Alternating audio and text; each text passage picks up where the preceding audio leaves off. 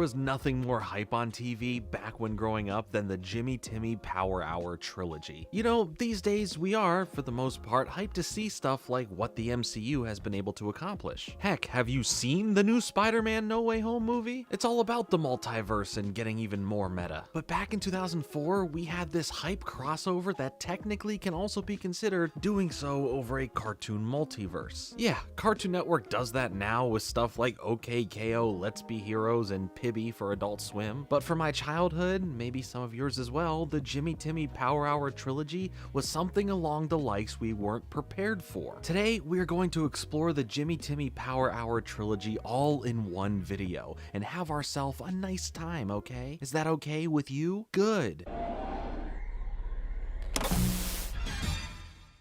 The Jimmy Timmy Power Hour. It's the day before the science fair at Timmy's school, and the theme that they have to make for their projects is transportation. Everyone in the class has already finished with their projects for the science fair, except for Timmy, who has spent his time playing video games, specifically Decimator Crush the Planet. The game is shown in 3D animation as opposed to Timmy's 2D world. This will be important soon. Timmy tricks Mr. Crocker to get out of the class to go work on his project. Outside of the class, he is handed an auto poofer that sends him back to his room at home, as for some reason he must go check out some labs without them. After checking out AJ's lab, which he doesn't want to use, he uses the device to head back to his room, there wishing to see the greatest lab beyond Timmy's little 2D world. And the fairies, well, they just go on a quick Hawaiian vacation. Now with Jimmy in his lab, he's currently working on Goddard for updates, so it means that he has to be shut down for a time to get that done. Timmy poofs into Jimmy's lab now with a 3D look and starts messing around with all of Jimmy's gadgets in hopes of finding something for the science fair, quickly bumping into Jimmy and then having a confrontation about who has the ownership of the lab. Timmy then falls into the hypercube and Jimmy mistakes the auto poofer for another one of his devices and now gets sent to Timmy's 2D world. So here is where we get the really cool special intro where it's a battle of the theme songs. Boombox v Boombox, Dawn of Justice, until the two come out and fight and we reveal the title card. This intro was so hype and such a fun overall idea for the series. Timmy gets out and continues messing with all the stuff, literally the full gadget arsenal from Jimmy's collection. He notices Goddard and thinks he's some sort of video game box, swapping the tune-up disc for his copy of, you guessed it, Decimator. And now that begins downloading into Goddard instead. It's going to take a while, so we leave it there for a bit. Carl and Sheen come bursting into the lab as well, and they think that Jimmy has turned himself into Timmy. And they take a quick liking to him because he allows them to play with all the gadgets that they weren't allowed to play with usually. Even Jimmy's mom mistakes Timmy for Jimmy, so to avoid getting in trouble with her, he hypnotizes her to think that she is Mighty Mom, and then she thinks Hugh is Lint Boy. Hugh, well, he thinks it's some sort of role play. But let me chase you this time. While messing around with the hoverboard, Timmy runs into Cindy and Libby, quickly taking a liking to Cindy because he thinks she's pretty and really smart. Cindy thinks that he's one of Jimmy's smart friends from out of town, so those two ditch everyone else after he asks her to help him with his science fair project. Goddard, however, is done downloading the game and turns himself into the Decimator, attacking Hugh for his first victim. Hey Amy, how's it going? Pretty good. Little traffic on the 405. I'll be up in about a half hour, 45 minutes. Stay tuned. Nickelodeon will be right back.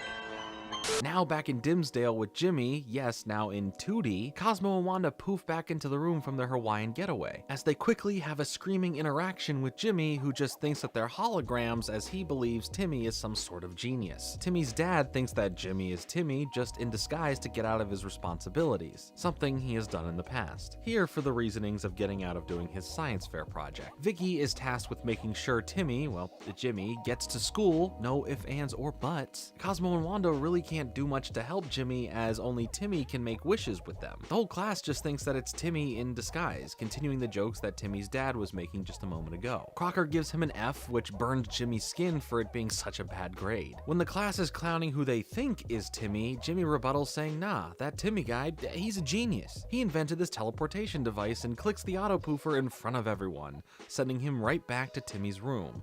This prompts Crocker to spring into action, unveiling his real plan of finding a person with these science fairs that invents a device that could have the power to bring him to the mythical fairy world. Jimmy notices that something is wrong with Goddard and figures that he needs to get back to his home world of Retroville, so he combines the poofer with the Game Boy, and somehow that works to hone in on where he wants to travel to, other than the same room. But before doing so, Crocker breaks into Timmy's room and grabs a device, setting a course to Fairy World, and to even his surprise, it works. Back with Timmy and Sydney, now sharing a float at the candy bar, the rest of the friend group runs in and tells them about Goddard going crazy, and that he's attacking people. Timmy brushes it off as it's just a video game which Sydney believes he made himself. Goddard, though, like the game, is made to grow more and more powerful based on taking players it locks onto out. Or in this case, those players are the town citizens. Timmy doesn't have anything useful to say or help, so he just takes Cindy and leaves the area. All while Goddard continues his rampage of terror, taking out Hugh and then an ice cream truck. Carl, Sheen, and Libby are now our only hope at stopping Goddard as his power is getting out of control, now targeting them for well, decimation. Using the mind phone, Cindy and Timmy share with each other their inner thoughts, you know, to take things to the next level. Here it is made apparent that if Timmy weren't the smart guy he is playing it off to be, that Cindy wouldn't have had any interest. Little superficial there, Cindy, but I understand. I guess she's got a type. But now the Goddard situation is too big to ignore, and Timmy gets eaten by him. So now when stuck inside, Cindy reaches Timmy from Jimmy's lab, guiding him through what to do and escape from danger, as well as shut down Goddard, effectively quitting the game. Timmy also tried having a brain blast, which, before it even entered his ear, he gets bored and doesn't think of anything. Once escaped from Goddard, Cindy thinks that Timmy purposely was acting stupid to let her figure out how to solve the problem and help out. So she gives him a big old kiss for being so sweet. In reality, he's just a moron. Goddard returns to normal and the day in Retroville is saved. But now we have to check back in with Jimmy, who now in Fairy World reaches out to Timmy and the crew through Goddard. Aside from Carl and Sheen learning now that this is not Jimmy, but is actually someone named Timmy, he shows them that now they are stuck here in Fairy World with Crocker, which freaks out Timmy. Jimmy doesn't care one bit. He just wanted to make sure his dog was okay, and then he just hangs up on them. Crocker, now on a tour bus of Fairy World he snuck onto, learns some information about some powerful fairy weapons and technology that can destroy the Big Wand, which is the apparent source of all fairy magic, which would effectively make him ruler if he were to take it down. Crocker actually accomplishes this feat, and when Jorgen von Strangle comes to stop him, he just turns him into a dog. But when Crocker isn't aware of Jimmy anymore, Jimmy builds an electromagnet to secretly steal back the poofer Game Boy device. But hope for the Fairy World seems too little too late, as most things are being changed now into Crocker World. Jimmy was about to just peace out and head home, but in an effort for them to prove to him that they are more than just some little computer programs that do need his help, Timmy gets back in contact with Jimmy through Jimmy's watch and begs him to help the fairies, explaining that they are just as real to Timmy as Goddard is as much of a real dog to Jimmy. Jimmy has a part 2D, part 3D brain blast and comes up with a plan. So he travels back to Dimsdale and starts stealing stuff from other people's projects, creating essentially a Gundam or alien power loader-esque suit. Take your pick. He faces Crocker one-on-one, kicks his butt a bit to some sweet tunes until Crocker turns it around and gets the upper hand, and psych. It was all a fake Jimmy that the fairies were controlling, as the real Jimmy was secretly trying to restore the power to Fairy World and starts it back up. Crocker shows up to stop him once and for all, but Jimmy takes control of Jorgen's wand and stops Crocker. And then Dog Jorgen threatens to attack him so bad that he forgets everything of Fairy World. Timmy calls back in and through the call wishes for them to be back in their respective dimensions, as they meet up in the cosmos of space. No, not that Cosmo. Okay, that's just a picture of Costco. Anyway, they meet each other, shake hands, turn back into their original animation styles, and are on their way back home. Jimmy knows the truth of him not really being that smart of a guy, but Cindy, who tries reaching out through the portal for him, is none the wiser to his stupidity. At Timmy's school, we see Crocker beaten up so bad that, yeah, he did forget his memory, because sure, the dog bit it out of him, or something. But when it comes down to the science fair, when it's Timmy's turn to present, Jimmy sends Goddard through a portal he created to travel between dimensions for Timmy to win the science fair. They have a mutual respect for each other, it seems, as they call each other by their undertitles, with Timmy just an average kid who no one understands, and Jimmy, the boy genius, thus ending part 1. Coming up, it's the Fairly Odd Parents. Now here's more Fairly Odd Parents on Nick.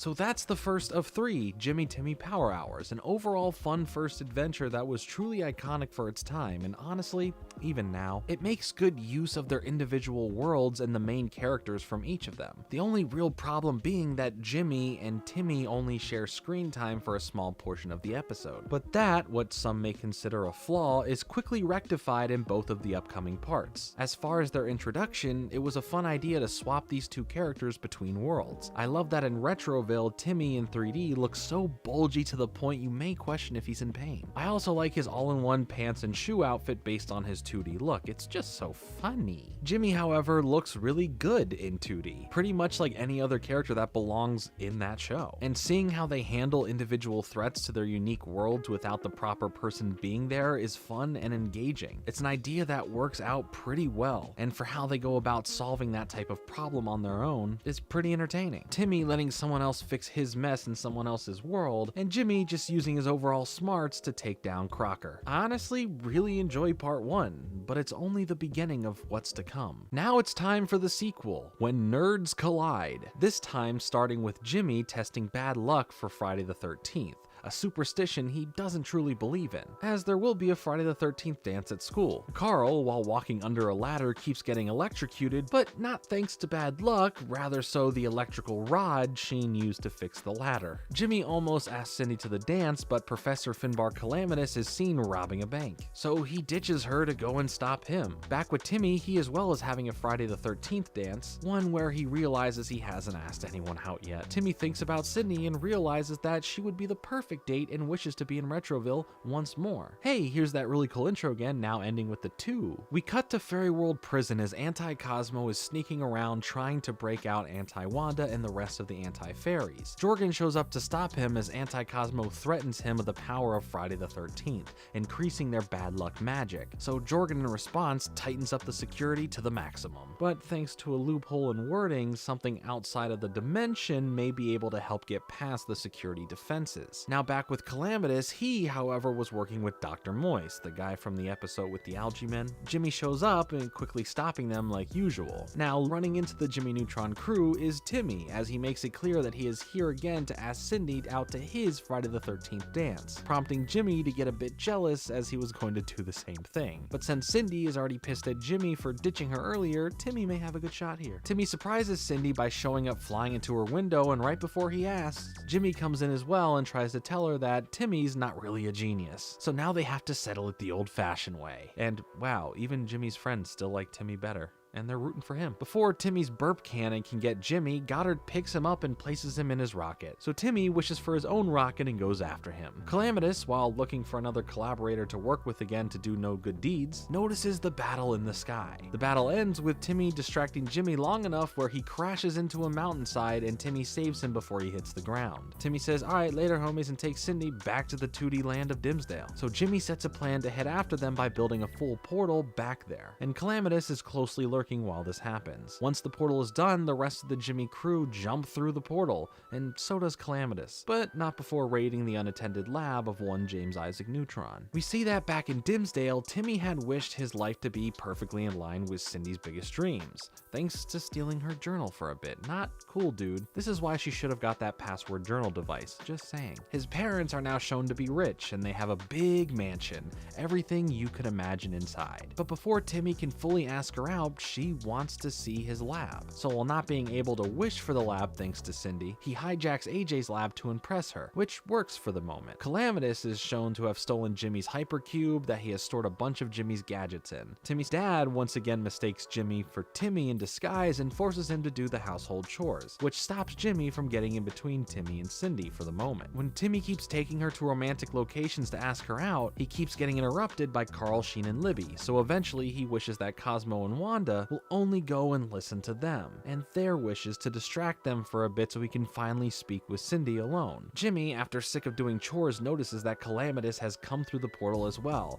and finds out that he is after Timmy's fairies, or computer programs, as Jimmy still thinks that they're that. Anti-Cosmo, though, runs into Calamitous, who he notices is not from this dimension, so they make a deal with each other. He will help work with Calamitous as the fairy he needs, but in return he needs to help break out the Anti-Fairies. So they go and set the anti-fairies free. But of course, Anti-Cosmo turns on him, locking him up in jail with Jorgen. And all the anti-fairies take to the skies of the world, so now that everyone is aware of the threat they now face.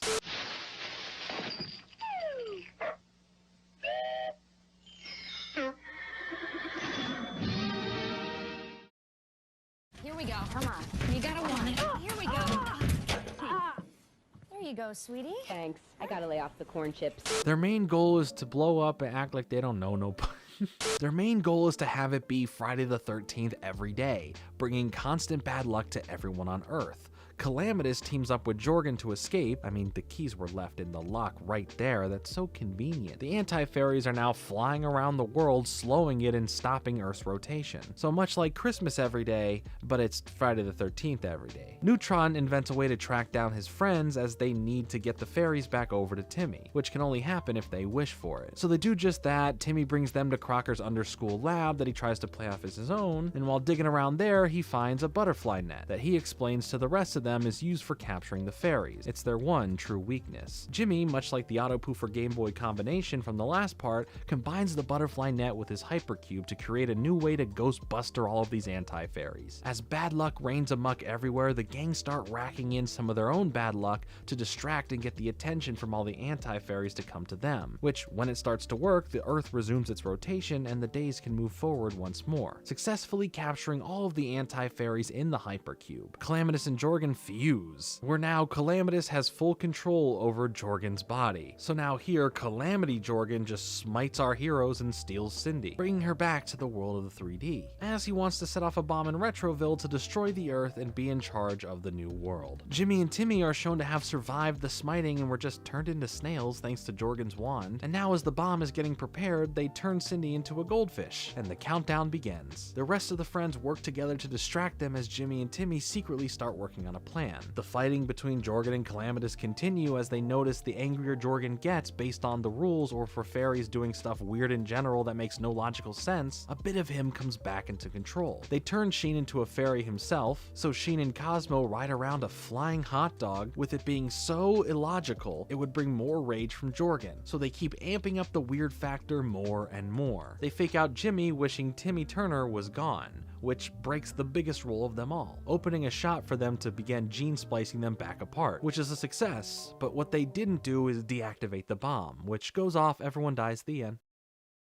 Alright, I'm just kidding. Jorgen stopped it just in time, now with Calamitous all shrunken down. Carl now holds him in a jar. Oh, God, no, Carl, why? Cindy now still needing to choose which proposal to the dance she wants to take, Jimmy's or Timmy's. She finally notices that Timmy, well, he isn't that smart like he's been letting her on to believe, but she still kind of likes him. Jorgen makes a fair trade based on all the events that happen where dimensions are literally split at the dance. One side Retroville, the other Dimsdale, as Timmy and Jimmy share dances with Cindy back and forth between them. They all dance to My Shiny Teeth and Me as Carl wishes that rather than Calamitous, that it would be Jimmy's mom in the jar. Yikes, Carl, that's a big fat yikes. Please stop getting these jar ideas from the internet. This was another really fun part, the main storyline being the fight over Cindy, with all of this Calamitous anti-fairy business being the result of ignorance as it played out in the background, until it became a problem for them all to face. I think the transitions for the most part of the other characters who we hadn't seen switch between worlds before looked pretty good overall. Maybe 3D Jorgen was a bit weird, but it was what it was. It just seems that Jimmy Neutron characters transfer better into 2D than Fairly Odd Parents characters transferring to 3D. But it did feel like a big event crossover that utilized everyone rather than some characters being left with nothing to do. So it was more fleshed out and we get to see Jimmy and Timmy together for a good portion of the runtime. Solid second entry in the trilogy. Alright, now it's time for the final part,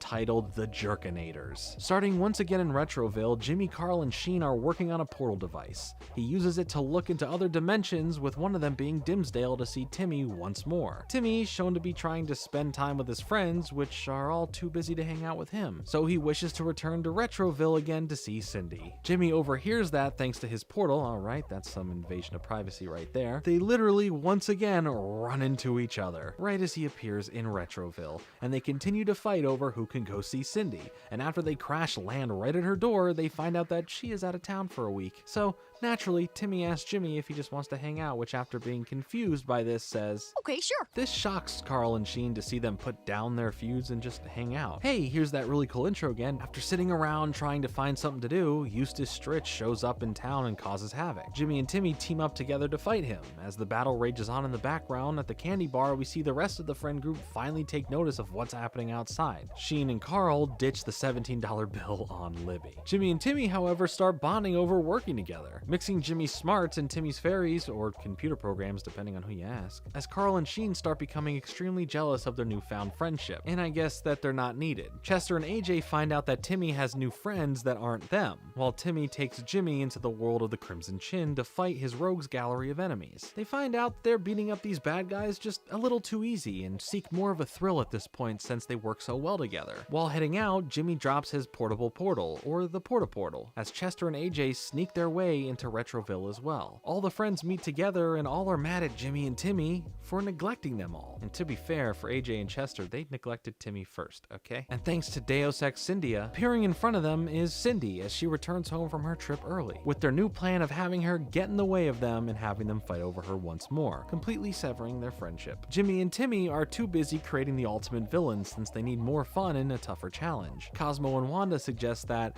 while they are creating this villain, that rather than toss him aside when they're bored like they did with all their other friends, that they make him adoptable so some other person can enjoy him after they're done. So Timmy, rather than typing that, misspelled it, typing adaptable. I wonder how that's gonna turn out. When Cindy breaks into the lab and tries to distract them, they ignore her, send her out of the lab, and head back to Timmy's to work on the rest of this villain project. They finish up constructing him and with a little bit of magic fully bring him to life. His villainous ways at first are, well, pretty lame. Stuff like got your nose and all that, as he's just super nice and playful about being a villain, making the threat not as exciting as they keep having to coach him to be more villain-like. Eventually now, being bored with him, that sure was quick, they end up lying to him, telling him to meet him at the mall in 1 hour. The rest of the crew are now back in Dimsdale as Cindy has Chester and AJ fight over her instead, but they run into the villain who is waiting for Jimmy and Timmy. They tell him that, hey, you're being ditched just like we were, but he doesn't want to believe that, so he waits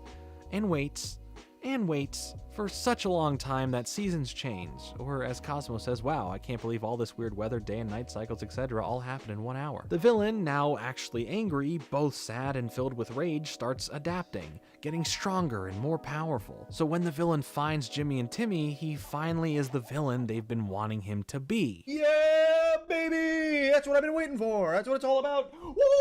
The battle heats up with Jimmy in a tank fighting the villain, but he continues to adapt, now being able to take down the tank, as they realize finally that Timmy, he misspelled the word adoptable. And everyone realizes that they didn't bother to give him a name. So Jimmy gives him the name Shirley, which he likes at first until Timmy laughs at how stupid it is, causing him to get more and more angry at them for tricking him once more. The battle continues to heat up as now he sprouts Doc Ock arms.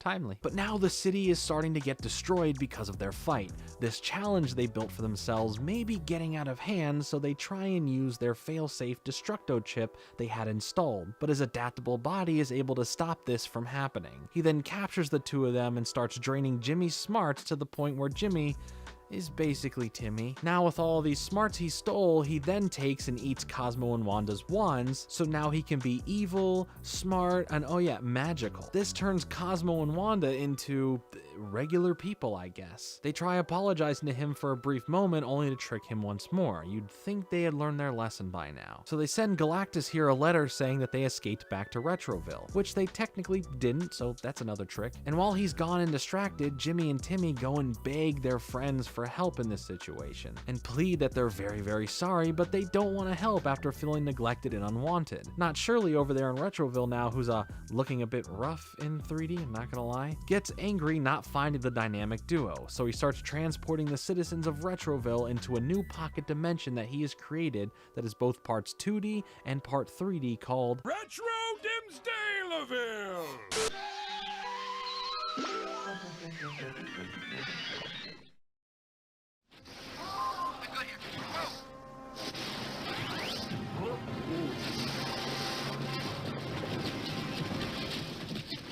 He starts plucking in pieces and parts of their world to his, now creating black holes that are slowly eating their worlds alive now. He starts doing the same thing to Dimsdale, and now the rest of the friend group realize the threat level. So now they decide it's time to help, especially after Shirley captures Jimmy and Timmy. He has no beef with their friends though, and thinks that they're actually pretty cool, and invites them to come live in the pocket dimension and hang out. Oh, and they only have 2 days to decide that, because at that point, both of the worlds will be destroyed. We see that Jimmy and Timmy were hung up as magnets on an evil fridge. Well, it's just a regular fridge. I just got carried away there, I'm sorry. The rest of the gang all head in as Shirley uses the citizens from both the worlds as playthings, from card games to dominoes. Jimmy and Timmy escape from the fridge looking for some weapons, and as they run by the crew who lay flat to hide from them, overhear their regrets and apologies for neglecting them. It coming off as truly sincere. But also, remember how Jimmy is no longer smart? So the weapons that they use, they turn out to only fire bubbles. So now Shirley is trying to chase them down. But their friends end up hiding them as they all work together to come up with a plan,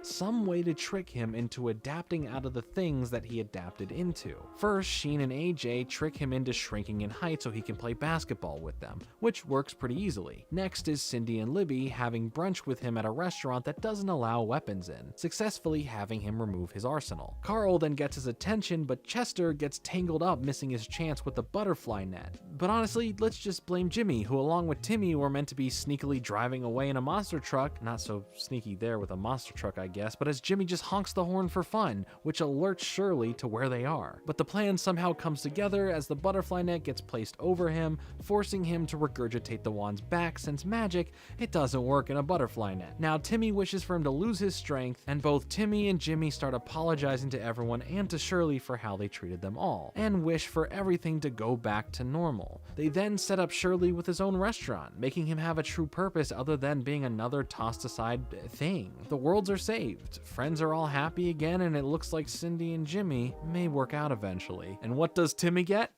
Nothing. He gets nothing, not at all, not a thing. The Jimmy Timmy Power Hour trilogy really is an incredible experience. More so when they first came out, but they were for sure a fun rewatch. Part 3 felt like it finally found a nice rhythm and fresh reason for another part to happen, with each part feeling a good bit different from the last. The basic formula, sure, it's the same, but the interactions between the characters or how they act between one another made them all stand out individually. I think what's crazy is how natural these characters mixing in together felt, especially Timmy within the world of Jimmy Neutron. How he interacts with everyone mixed with his own style of attitude and comedy. It never felt forced for the sake of putting two popular properties together to pry on your love for them both and sell you some DVDs or something, but surprisingly making a solid trilogy with fun moments, a love triangle, and Shirley. So surely you'll enjoy this trilogy as well. Or not, it's your life. But there it is, another Jimmy Neutron and technically Fairly Odd Parents video for this year. I'm sure I'll have more Jimmy Neutron content in the new year, but for now we have covered quite a bit of everything, including this. Yeah, that one's on you guys. But anyway, how do you feel about the Jimmy Timmy Power Hour trilogy, and which one of all three was your favorite? Let me know in the comments. Thanks so much for hanging out with me today. Make sure to hit the like button and subscribe for more content like this. Follow me on Twitter, or else I'll tell Shirley you ditched him. Wait, remember Spectrobes? The quote-unquote Pokemon killer from Disney? Let's check in on how that's going.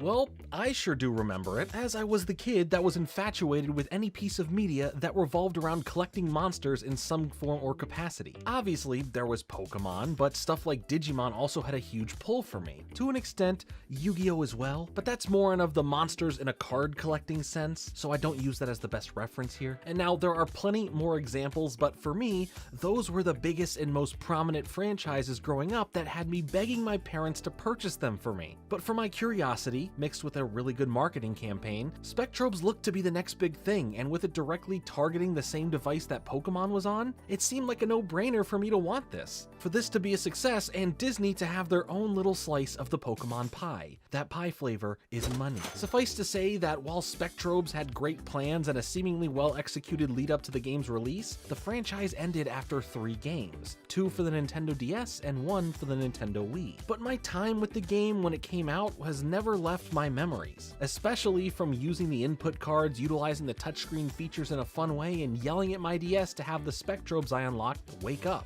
So I figured what better way to relive these memories and explore what this game was, what happened to it, and more than to dig right into it and unearth them. You see what I did there? Digging and finding things is a core mechanic of the game? Why do I even bother? Welcome to the Spectrobes video. Play the intro.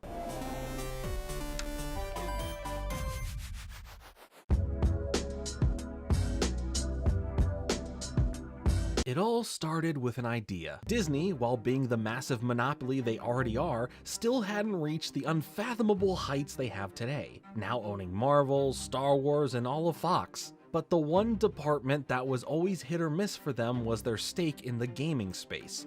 Disney Interactive Studios, which had several name changes throughout their 28-year run before fully shutting down in 2016, focused on bringing a lot of their existing IP into the gaming space, from Toy Story to Cars, from Hannah Montana to Cory in the House. There wasn't a missed opportunity to make sure some tie-in games would always be there across most platforms. But what if there was room to innovate what Disney Interactive does in this space? What if they finally set out to make a brand new intellectual property, nothing based on existing franchises or any form of tie-in? Something solely unique. Solely unique to Disney, at least, because the only thing in terms of size that was on Disney's radar was Pokemon. Pokemon by 2007 had just finished celebrating its existence of 10 years, which seems so small in comparison to just recently celebrating 25 years. It's had worldwide success in all forms of media, from a collectible card game that still holds a stranglehold on my life today, and my wallet, a video game franchise that sells at ridiculous numbers each release, a TV series where the main character, Ash Ketchum, is still 10. Why is that, Sarah? Jordan, I've asked you to please stop calling me.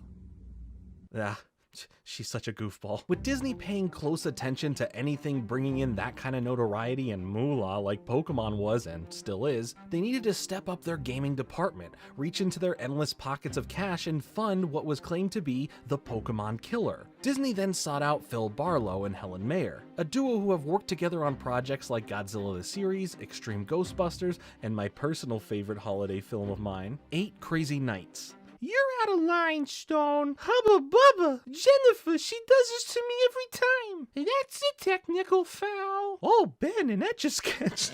That was my impression of Whitey in that movie, but now that that slice of Jordan cringe is over, these two were asked by Disney to give them that said Pokemon killer concept mixed with an anime art style. When Barlow was meeting with Chris Takami, his contact at Disney, to nail down what this concept would be, he came up with the groundwork of Spectrobes on the spot, which was agreed upon, and the game would start its development to make it a reality. Now, due to its time in production and adding on that the original plans were to make this a PlayStation 3 video game, Disney wasn't as on board anymore for a couple of reasons. Those years spent without a Pokemon killer had let Pokemon become even bigger, and choosing the PS3 was an odd choice for Disney to comprehend.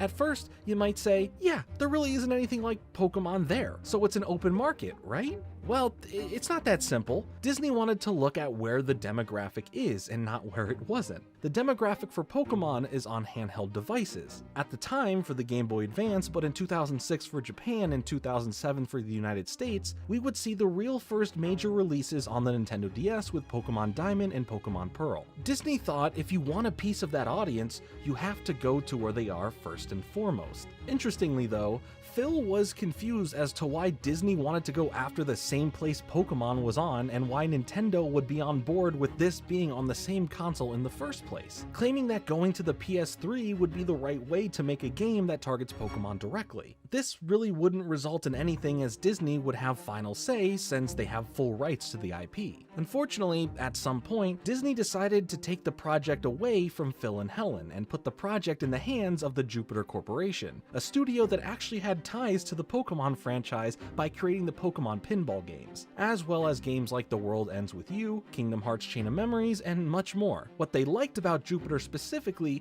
was the fact that they had plenty of experience with making games for handheld consoles. The original concept art of Spectrobes shows off a very, well, different looking design in monsters and characters. Both Phil and Helen originally wanted to make the game focused on not just one protagonist, but two. It would kinda mirror their relationship having worked together since 1984, and it would give the players a choice to play as a boy or a girl character in hopes of not limiting the initial audience for the game. When the game was passed over to Jupiter, the only similarities to the original concept of Spectrobes were some character concepts and the title. Everything else that Phil and Helen worked on was essentially tossed aside. In fact, Phil and Helen were both more than willing to work alongside Jupiter in finishing what Spectrobes could be, and in fact, they were even promised directly to their face that they would be doing so. Sadly, this was nothing more than a lie to stall concerns on their part until it was too late to realize what had happened, leaving Phil and Helen in the hands of many accountants and lawyers to make sure that there was nothing more that they could do and for them to not be involved anymore, resulting in both of them no longer working in Hollywood and have since been working back in Australia for a self-created publishing studio, Zunatoons. Now that production was left in the hands of Jupiter, the game went under a complete overhaul, changing into a Nintendo DS game going after the same market share where modern Pokemon at the time was located. So now at this point, the newest Pokemon games, Diamond and Pearl, have officially released for the DS in Japan, with the US releases coming in April of 2007. So to try and get some attention before the US release, Spectrobes would release on the DS on March 13th, 2007, beating Pokemon to the US market by a little over a month and becoming the first original IP video game from Disney. And this first Spectrobes game would go on to sell a total of 750,000 units worldwide.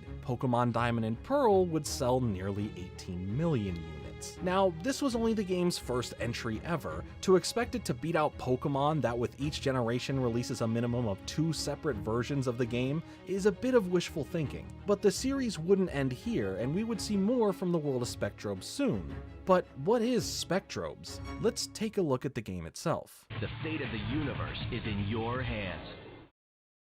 Wake up. Spectrobes.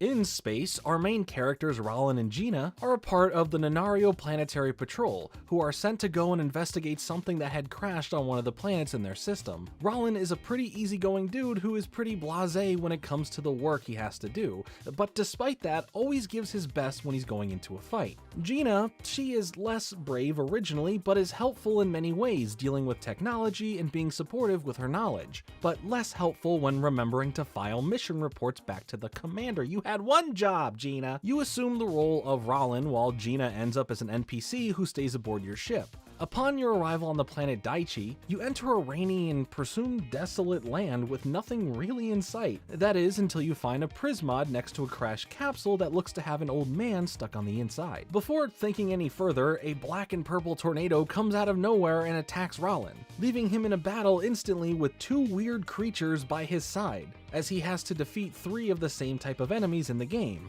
the Crawl. Once you take them out, you realize that 1, you yourself didn't deal too much damage to these creatures at all, and 2, that some weird creatures came out of the Prismod you added to your device on your arm to aid you in the battle, where they were able to deliver substantially more damage to the Crawl. Moving forward, they bring the capsule on board, and while investigating it, the man inside wakes up, as we call him Mr. X. No, not the Resident Evil variety of Mr. X, thankfully. When speaking to you, he realizes that too much time had passed from his travels, and he's worried that it may be too late for his home planet and the people that live there, because the Crawl had taken over and are described as amoebic-like planet-eating fiends. His goal was to find a way to stop the Crawl from expanding throughout space and wiping out every planet full of their inhabitants.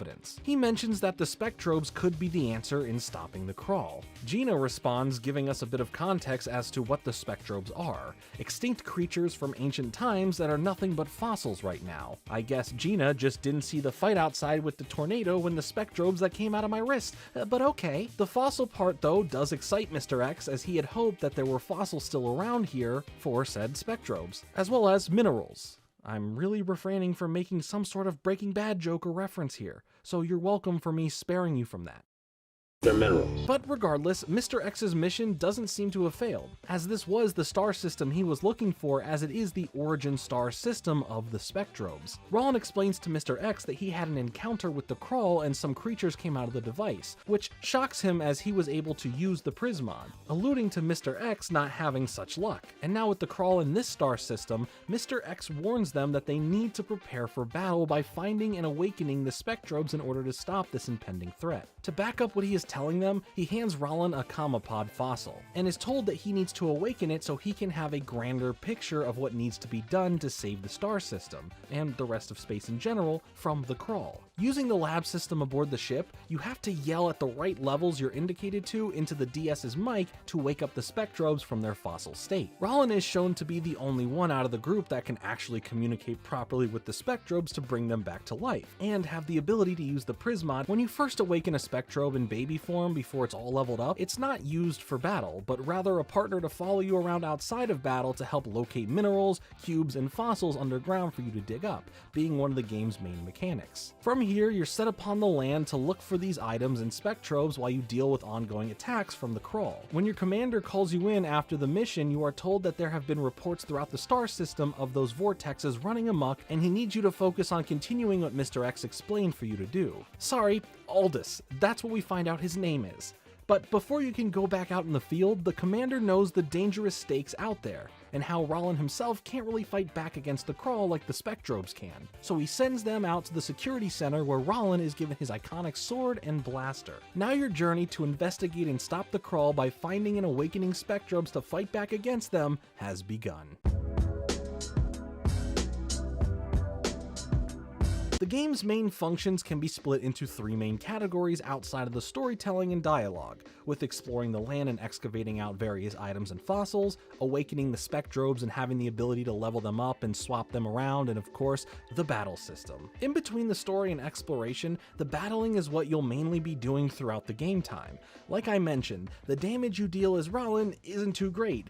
Even when you get the sword and blaster and level them up or swap things around, it never really makes that much of a difference what you are using or how you're using them, leaving you as just a character that runs around the battle arena as a way to move the Spectrobes you have out around you. So in that case, why not also still attack with Rollin since you gotta move around towards the Crawl anyway? It's not gonna do a lot of damage, but what else are you gonna do? You'll mainly rely on the Spectrobes you choose for the battle and level up throughout the game to take down the Crawl, which when it comes to using them can easily be a big difference with how quick the battles go.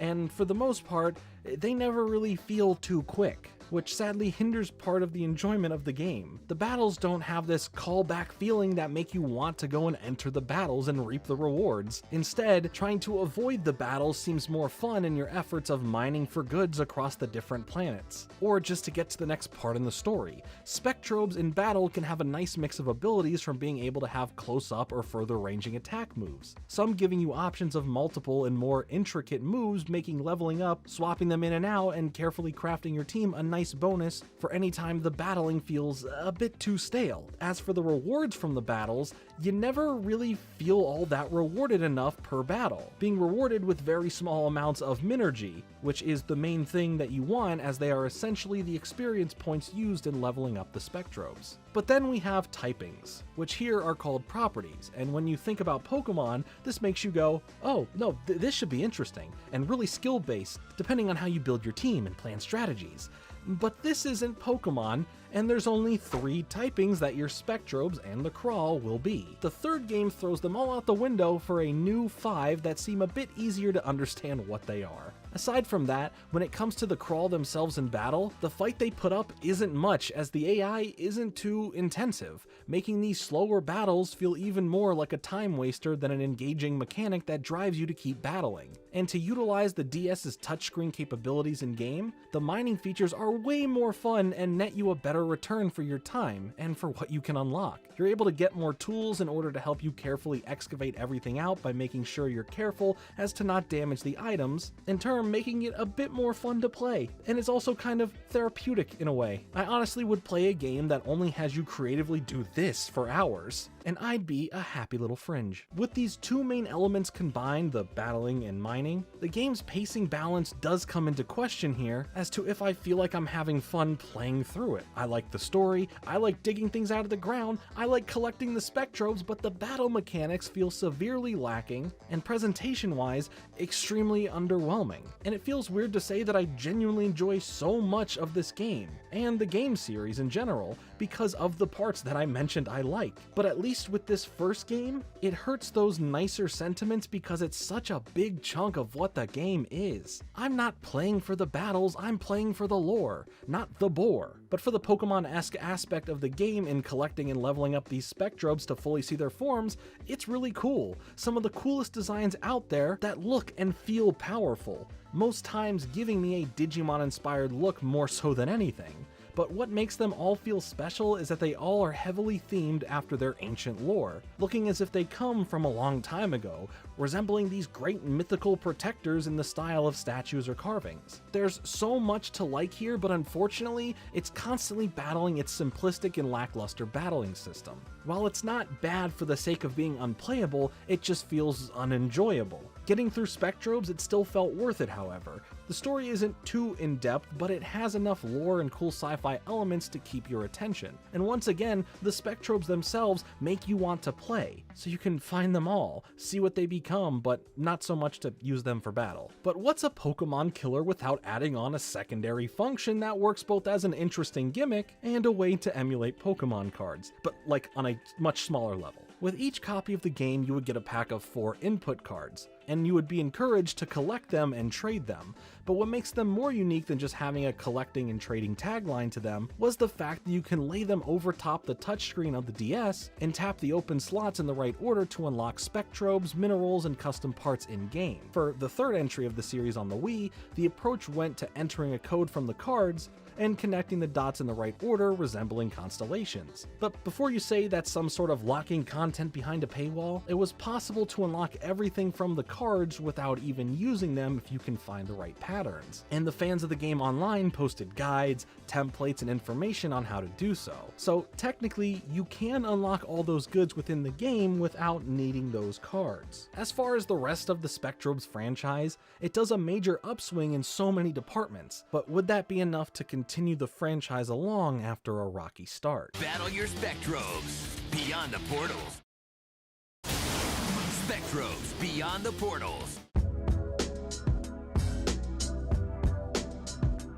From the jump, Spectrobes had a rocky pre-production, especially in the way Disney parted with Phil and Helen. Disney wanted a Pokemon killer, and they went directly after the same space Pokemon occupies to directly compete. After the release of the first game dealing with under 1 million in sales and middling reviews, it overall wasn't the Pokemon killer they had hoped for, but that doesn't mean it was a one-and-done deal. They wanted to make this a franchise with longevity and keep it going, so their first thought was to make sure there would be a new entry every year. Aside from the complete collector's edition version that came with all the input cards, in October of 2008, we would see the game's first sequel release, Spectrobes Beyond the Portals. While feeling pretty much like the previous game, we do get some changes to the initial gameplay, specifically the battling system where instead of playing as Rollin and the 2 Spectrobes at once, you take control of either of the 2 Spectrobes as the other gets controlled by the computer, allowing you to focus in battle on one specific thing at a time rather than doing everything at once. Along with that, the story takes on a more elaborate plot, with these portals showing up that are releasing Crawl into the Nanario star system thanks to these 4 higher Crawl beings taking out the towers that block these type of oncoming attacks. Reviews here ended up being slightly higher than the first game, so an overall improvement in the eyes of the fan base. We also get to meet Crux, the main antagonist of the Spectrobes games, who we later find out in the third game has a history as a Spectro master at one point in time. Aside from his want of control and killing off planets while they're inhabitants, he's able to control a fusion of Spectrobes and Crawl that he calls true Dark Spectrobes. He has deep ties to the overall story across the Spectrobes games, minus making any appearance in the first games, with his origins pre-Spectrobes being dived into in the third game. And speaking of the third game, Spectrobes Origins, it would take the biggest leap,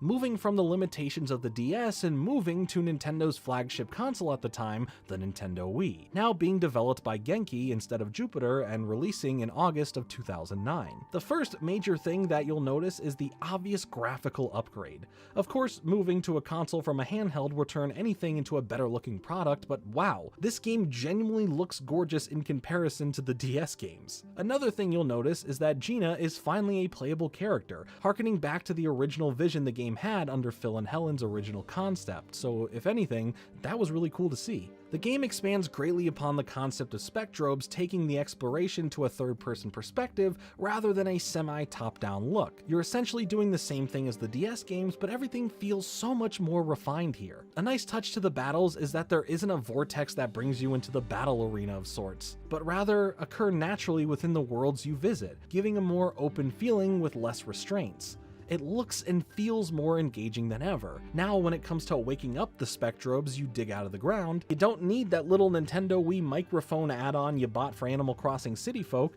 Instead, you use the Wiimote nunchuck in a specific order of movement. It received fairly decent reviews, but sold the worst in the series at this point. The story in this game has our characters falling through one of the portals that brings them into the Kaio system, a place where, thanks to a major war with the Crawl, the original Spectro masters with numbers in the thousands were all killed off. Now dealing with Crawl in this star system, Gina and Rollin are on a mission to find the 5 shards of the king containing the fossil of a legendary beast king. And as Crux is still pulling the strings from a Crawl sphere, a several thousand-mile wide massive Crawl, Rollin and Gina are able to put together the 5 pieces, bringing forth the ultimate form Spectrobe Kaio to take out the Crawl for good.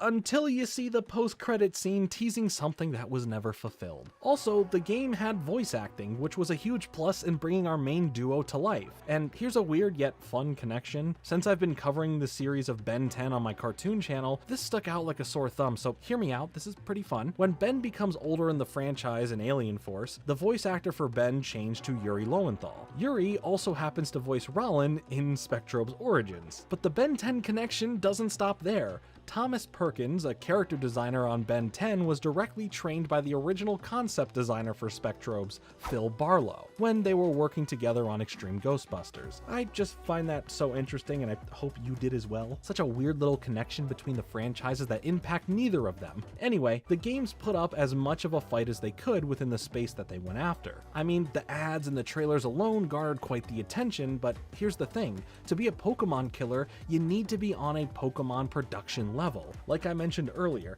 Pokemon isn't just the games, it's the trading cards, the anime, the toys, the books, etc. Spectrobes just didn't have that, but that's not to say it didn't at least try to extend off of the games somewhat. And while the input cards were cool and actually served a function for the games themselves, they were never really meant to rival any sort of trading card product like Pokemon had. Other media for Spectrobes would consist of stuff like a series of 3 books written by Ned Lur, which were set to tell more stories outside of the games with these characters, with the third being more closely related to the games itself. A 4th book was produced but never fully publicized, most likely due to sales of the first 3. If words aren't your thing and you need some nice pictures to go along with them just like me, then there was a short-lived 3-part manga that ran in Shogaku Yonensei, an educational magazine that was more so targeted at a younger demographic in Japan. Or if you really just don't want any words at all, check out 3D Media Toon's comic panels of the opening scenes from the game, complete in color without any silly little text to ruin your day. But what if I told you there was a 4th Spectrobes game?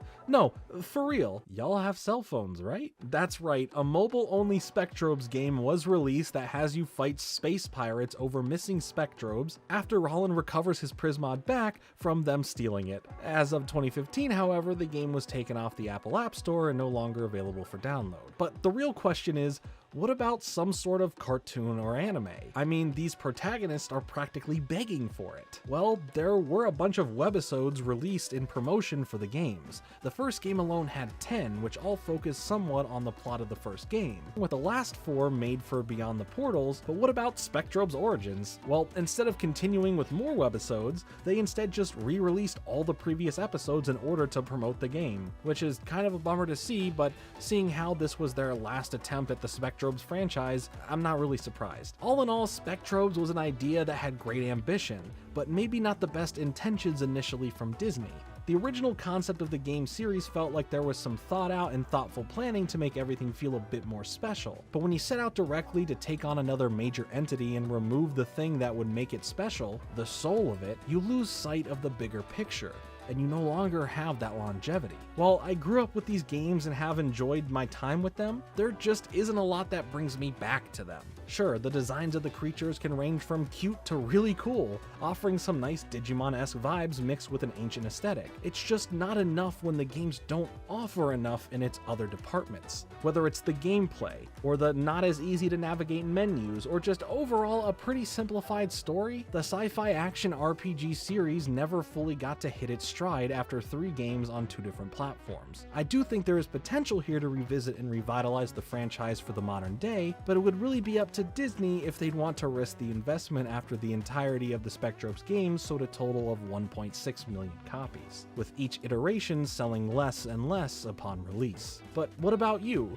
What are your thoughts on the Spectrobes franchise? Do you think it has the potential to come back one day? What are some memories you have with the games if you have some? Let me know all of that in the comments below. Wait, remember holes? Well, I never been to camp before. Dirt? Shovels, venomous lizards. Digging holes in the desert sure sounds like the perfect setting for our classic Disney film here, Holes. In fact, 20 years ago from the day I posted this video, April 18th, this film originally hit theaters, and nothing has made me feel more old than knowing that I went to see this film opening weekend in 2003. But this video isn't about my realization that life moves too fast for me to catch up to it. We are here to celebrate this film in general, essentially revisit it, see how it holds up, and learn about some fun extras along the way. What we aren't going to do is compare it to the book, which has the same name, Holes, because it was something we read as a classroom in school, and if anyone picked me for popcorn reading, ooh, I was not a happy camper. Speaking of not so happy campers, Holes tells the tale of kids at a juvenile detention camp that they are sent to instead of jail, where every day they do what the title of the book says. But it's so much more than that, filled with a generationally entangled family curse, a harsh look at the reality of our past, and even some CGI lizards. This movie has it all. As someone who is both a fan of this movie but who also hasn't watched it in at least the past decade, I felt nostalgically drawn towards giving it a rewatch, and wow, there is a lot to talk about here. So let's take a look at the star-studded, dirt and dust-filled world of Holes.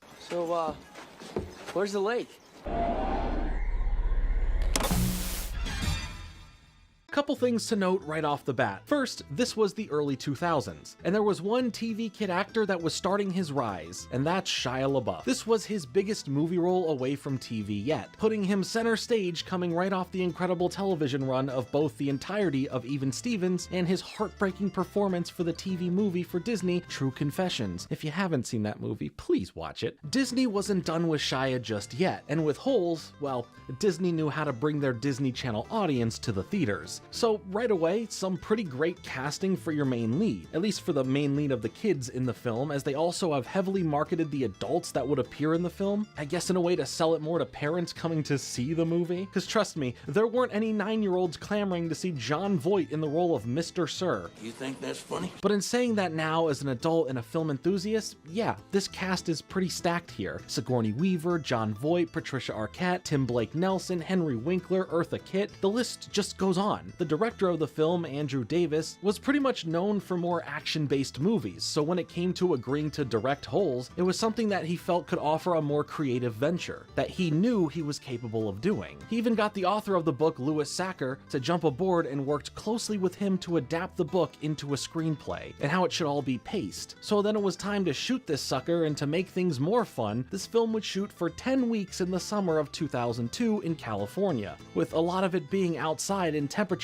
exceeding 120 degrees Fahrenheit. Things were going to get sweaty, but one of the biggest changes that people will point out from the book compared to the movie is the look of the main character, where throughout the book he starts off heavyset, continuously losing weight as the story goes on from sweating and working in the heat all day. But for the production, they decided to have the main character just already be skinny, as they couldn't ask that kind of demand from a teenager over the course of the shoot to lose a significant amount of weight for real. Finding a chubby boy that could then toughen up and lose weight was, virtually impossible to ask of a teenager. Dang it, did I just compare it to the book? My bad, I'll try not to do that again. But let's get into the movie itself, as we start out with some holes being dug in the desert, showcasing how dirty and dusty this film is going to get. We see a group of kids in jumpsuits digging their own holes, as the heat is really starting to get to them, as we notice how limited their water supplies are, which clues us into the nicknames that these boys have, as we focus here on a character who's nicknamed Barf Bag, who purposely goes and gets bitten bitten by a rattlesnake. 1, the hospital would be a way better place than here, and 2, it's not the worst thing that can get you out there. This cuts and transitions us to a pair of shoes flying through the air as our main character Stanley Yelnats IV, the last name's just Stanley backwards, as all the boys that continue down the generations take the first name of Stanley, and this Stanley is Generation 4. Now, which starter is he going to choose? My bet is on Piplup. A water Pokemon may come in handy in just a bit. These flying shoes end up landing right on him, and we hear narration about there being some sort of Yelnats family curse, specifically about being at the wrong place at the wrong time. So naturally, on his way running back home after being gifted from the heavens these shoes, he gets stopped by the police as they assume he's the one that stole these shoes, which we would find out shortly why these shoes would warrant a very aggressive response coming up. At his place with his mother, father, and grandfather, we see a messy household, with his father trying to come up with the perfect remedy for getting rid of foot odor. So there looks like there's a reason to at least have so many random pairs of shoes in the apartment, but the men in the family are very superstitious of the Yelnats curse, and young Stanley heads to court over this whole incident and is sentenced to 18 months at Camp Green Lake, a juvenile correctional detention camp facility. I don't know if there's any other words I can add to emphasize what it is at this point. That is located in the middle of the desert instead of him being sentenced to the Slammer. So now Stanley heads towards the camp in a Texas youth bus as we see what seems like a tiny town, with everyone in orange jumpsuits and nothing but holes around the camp for miles. Dem to the desert. Dig here. Monday at 8, 7 Central. Upon Stanley's arrival at Camp Green Lake, he notices that there's actually no lake at all, and he meets the warden, or who at first we think is the warden. He's more of the right hand to the warden, who has all of the power when the warden's not around. He's a tough, no-nonsense person who makes it very clear how serious this place is, and just how awful it's going to be for Stanley, noting that there are no fences around the perimeter, no guard towers keeping watch, just miles and miles of desert with various deadly animals and insects, with no water source for quite some ways out. You'd be eaten by vultures before you'd even make it that far. But at least he's not in jail, I guess. Boys, the rules are simple. You are to dig one hole each day that is 5 feet deep and 5 feet in diameter, no more, no less. But we are clued into a few things about the deadly creatures out there. Whereas we already know about the rattlesnakes being a problem, but those guys aren't the scariest critters out there. We are warned about the yellow-spotted lizards, which have a nearly instant effect of causing death after biting you. And they can also be pretty aggressive. We will touch more on this later when it's important, but foreshadowing sure is fun. We also meet the next person under this not warden guy, whose name was Mr. Sir, by the way. So here's the camp counselor, Dr. Pendansky, who comes off pretty nice right away when we first get introduced to him, being the softest one of the adults yet, but still having this nasty side to him as we get introduced to the other campers, specifically D-Tent, where Stanley will be taking over the spot that Barfbag had, as the doctor dishes out a dose of being an annoying adult that picks on kids for them not being so smart, aiming most of his jokes at a silent kid named Zero. But yeah, we get to meet the whole crew: X-Ray, Squid, Armpit, Magnet, Zigzag, and of course, Zero. All of these are their nicknames, as Pendansky only refers to them as their actual names, which always pisses them off. And as we'll see Stanley later on use one of their real names and get a swift lesson in never forgetting to use their nicknames, as he starts to realize more and more how much this place is going to suck. Something is off about Zero though. Aside from getting picked on by the counselor, he just doesn't talk, and that is until he has this weird interest in Stanley, finally speaking up as the rest of the group are all in disbelief that Zero said something in general. He asks further about the shoe incident as Stanley was speaking about his story of why he was in here in the first place, as we learn that the shoes he got in trouble for stealing belonged to Clyde Livingston, a pro baseball player who donated these valuable shoes of his to charity. But what hurt his defense in the long run, of just randomly coming across these pair of shoes, or I guess them coming across him, is that he was a massive fan of this baseball player, with his room at home during a search from the cops being shown to be covered in a whole bunch of merch from that player specifically. But all the campers in the morning are woken up even before the sun is out so they can get ready to head out and start digging their hole for the day. We learn about a reward system that if you end up finding something, you report it, and if the warden deems it interesting, based off whatever it is, then you get the rest of the day off from digging a hole. While that sounds pretty fishy, we are assured that digging these holes is only for the benefit of of the campers themselves. It builds character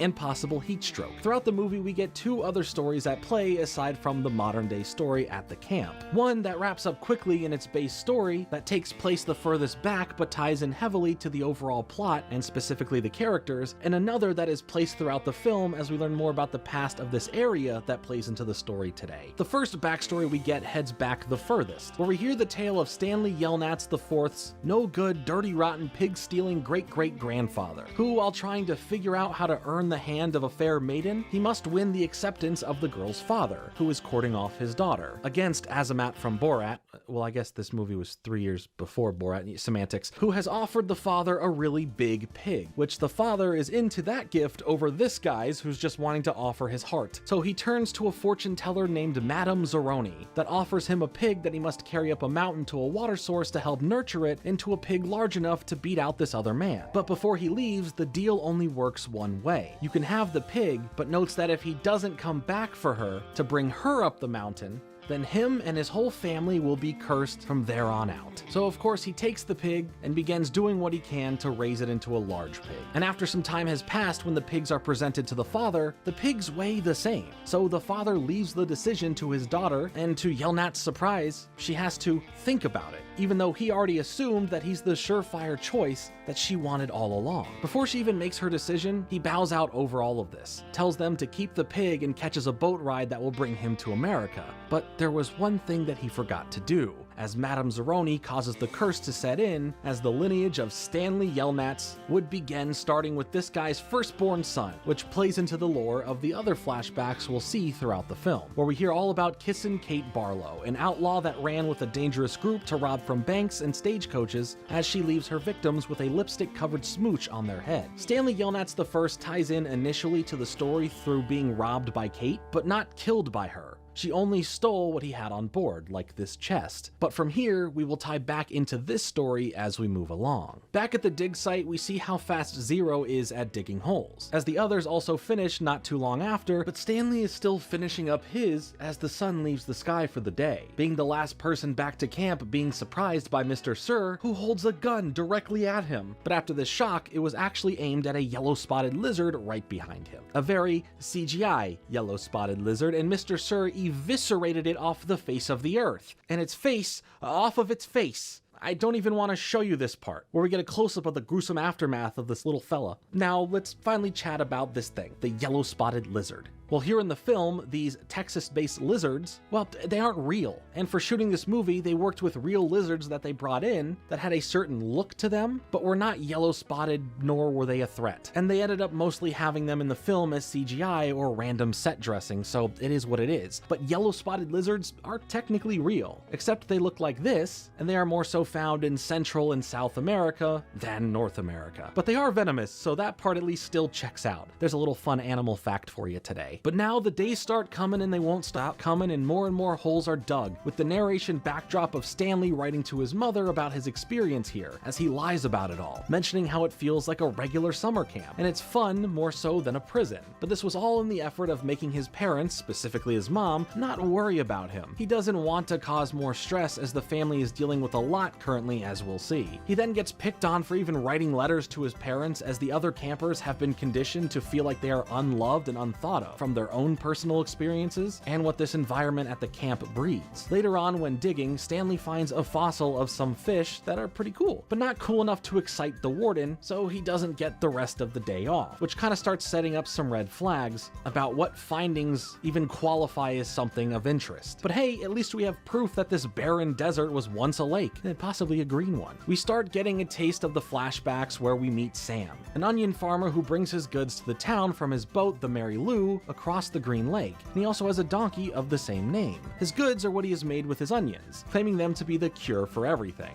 and can aid in fending off those pesky yellow-spotted lizards. He sells the elixirs and mixtures to those in town who hear him out, but another reason he enjoys this town so much is Catherine, who runs the schoolhouse, teaching kids and adults alike. When we cut back to the holes, X-Ray comments to Stanley that the next time he finds something, he should give it to him instead, as in a vague threat that it wouldn't be fair for him, who just just got there to have a day off when he hasn't ever had one for the long length that he's been there for. Things continue to not be so great for Stanley, as later he accidentally gets in a confrontation with this other guy, but the rest of his cabin crew back him up to calm this other guy down, as we see that Zero, again for some weird reason, was looking out for Stanley, having a pool ball clenched in his hand and ready to fight, but it was de-escalated, so no worries at all. Stanley also earns the nickname Caveman, and we see that there is some bonding starting to happen within the group, but also some internal conflicts between them here and there. Stanley receives a letter back from his mom as we cut to seeing her write it, as stuff around her seems to be a mess, as there is troubles with the landlord and being able to afford rent. But she mentions that this note made her feel like a good mother who could afford to give her son the camp experience, even if it isn't the way Stanley made it sound. So his curated candor in writing gave her a moment of peace in a room full of madness. Zero stands behind him as he reads this, as Stanley says that he doesn't want him reading over his shoulder like that. But Zero says that he can't read and opens up to Stanley, asking him for help to teach him. Stanley rejects this at first, as we see more of a brotherhood build between Stanley and the rest of the boys. Next time we see them in the whole field, Stanley finds something again. This time at first looking like a bullet, but really turns out to be a lipstick container with the initials KB on them. Reluctantly, Stanley lets X-Ray take it, but tells him to wait before turning it in. Since they've already worked so much of the day already, just wait until early the next day to claim you found it so you can get the whole day off. So he does just that. The next morning, once it's turned in, the warden comes to check it out, and we see that this is something in relation to what she thinks is worthy of a day break, and our clue into why they are digging the holes aside from character building. Because of how great of an item she claims this to be, she sends X-Ray back to the camp, and everyone working still gets their cantinas refilled with water before they come together as a group effort to start digging one giant hole in that area where this item was found, or where X-Ray pretends he found it. This also gives us our first real moment with the real warden, and how on a dime she can go from seemingly kind and reasonable to mean and demanding. The mean part is taken out on the counselor, as she shows the rest of the campers some love, like longer shower privileges and a nicer dinner. It's a pretty sweet deal. But what can this giant mystery be leading up to? Something is off about them all having to dig in one central location together now, and the warden seems to be on some sort of mission. We enter another flashback to see Sam once again, who is eyeing Catherine, as the two then show a nice rapport between them, which quickly becomes flirtatious as he starts helping her fix up the schoolhouse, as she starts giving him some of her jarred peaches, just as a thank you. Remember those, they will be on the test. We also get to see Mr. Walker, a wealthy, spoiled prick who has a liking to Catherine, but is also a complete jerk, especially during her night class that was helping adults get better educated, where he mocks one of them by saying, "Duck may swim on the lake, but my daddy owns the lake."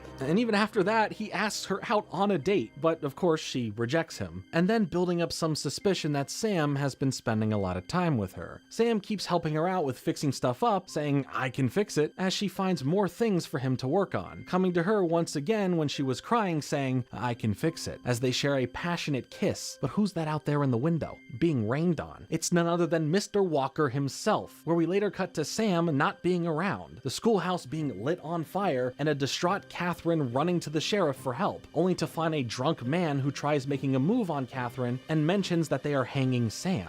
During this time, the sheriff mentions that for him, a black man to be kissing a white woman is illegal, and she responds that she should be hung as well, as she kissed him back, where it's then noted that it's not illegal for her to do that. No one at this time in any position of power thinks twice about Mr. Walker's story, especially with how deep-rooted the racism is, as a hunt for Sam would then take place, showing us that his donkey was shot dead, as we then cut to a silhouetted boat chase of Sam paddling away from a personal-sized steamboat, one that belonged to Mr. Walker, with the only backlight being the moon, until we hear a gunshot, seeing Sam instead shot dead for trying to escape, with his body falling into the lake. After a night of coming to terms with what happened and what she'll do now, she arrives back at the sheriff's office the next day and shoots him dead right then and there with no second thought, leaving him with that kiss he wanted the night before right on his head, as it leaves a lipstick imprint, where she then goes on to become the famous outlaw Kissin' Kate Barlow.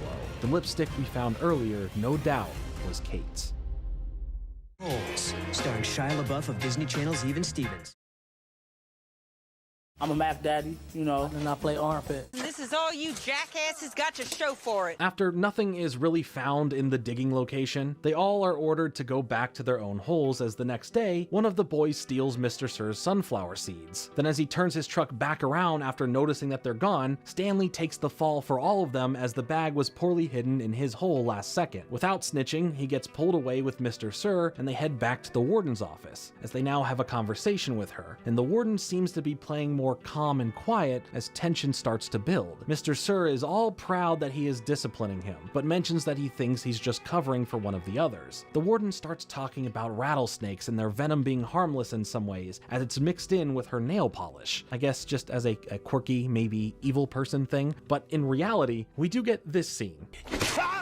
Yeah, she claws him with the venom nails for wasting her time with this, as maybe the detention factor of this place is just a giant cover-up, and cover-up is what Mr. Sir will surely be needing. I mean, just look at his face after this. It's disgusting. Stanley gets sent back to the holes where everyone is surprised that he didn't snitch about the sunflower seeds, but also sees that Zero has dug his hole for him in the meantime, something he's fast at and is stated earlier in the film that he likes to do. He tells Stanley that he knows he didn't steal the shoes all along, but doesn't go into it further just yet. Zero wants to dig every hole for Stanley in return for Stanley spending extra time helping him learn how to read. And now we start to really meet the person behind Zero named Hector Zeroni.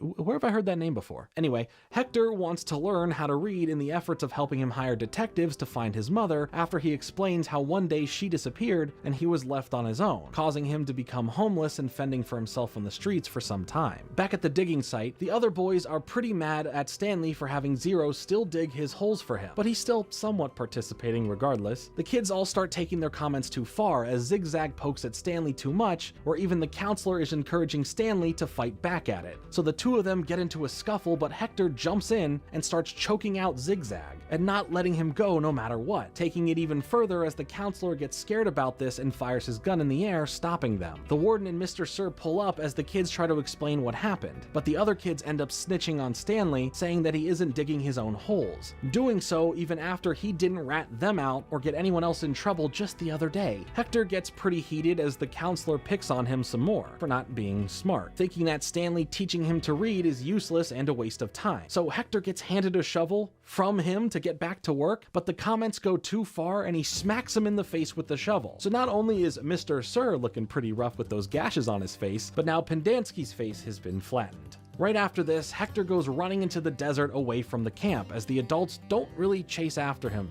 at least not hard enough. Later on, privately meeting, knowing that if he doesn't come back, no one outside of this place is waiting for him. They can just get rid of the evidence of him being there in the first place, and it's like, hey, Hector, who? Stanley walks in on them just at the right time as he lets them know he hears how terrible of people that they are. The boys ponder on what might happen to Zero out there as they offer each other different thoughts of what could happen, as we see a clip of Hector sometime during the day collapsing in the desert. We also cut back to learning about God's Thumb, a place of refuge in the desert that tales tell of only being able to survive out there by finding it and climbing up this rock structure. A place that Stanley Yelnats I apparently survived after being stranded by Kate thanks to being robbed by her. In the meantime, another new kid gets brought to the camp who gets nicknamed Twitch because, well, he twitches. Should have seen me behind the wheel of that Mustang convertible. But he's there for stealing cars and joyriding them. So Stanley silently starts putting together a plan. When they all head out the next day to the holes, the rest of D-Tent starts to distract Mr. Sir for a moment, as Stanley gets inside of the truck and has Twitch tell him how to operate it real quick as he pulls off, dragging Mr. Sir for a bit before he ultimately crashes the truck into one of the holes, as then he just takes off on foot into the desert after Hector. On the lam, we get to see some brief looks into the dangers of what we were warned about. This whole time with a beating sun shining bright, yellow-spotted lizards owning the territory, and skulls of animals picked apart by vultures laying around, as we see what seems like story content for the audience of footage of Sam making a journey through the desert with his donkey. But if we look back to when Stanley is arriving into the desert and he sees a man we don't know yet at that time, and his donkey, it serves as these desert visions that symbolize and showcase the dark past, as we, along with Stanley, understand it through these storylines of the past and finding the connections in the modern day, leaving you to kind of infer if Stanley is having these visions or if they're just trying to serve the audience. Eventually, Stanley finds a flipped over wooden boat that he checks underneath to find Hector surviving from the heat in there. While there is no water to drink, there are some jars that contain something that Hector calls sploosh that surprisingly tastes good, that they both end up finishing that turns out to be fermented peaches. The same peaches from who?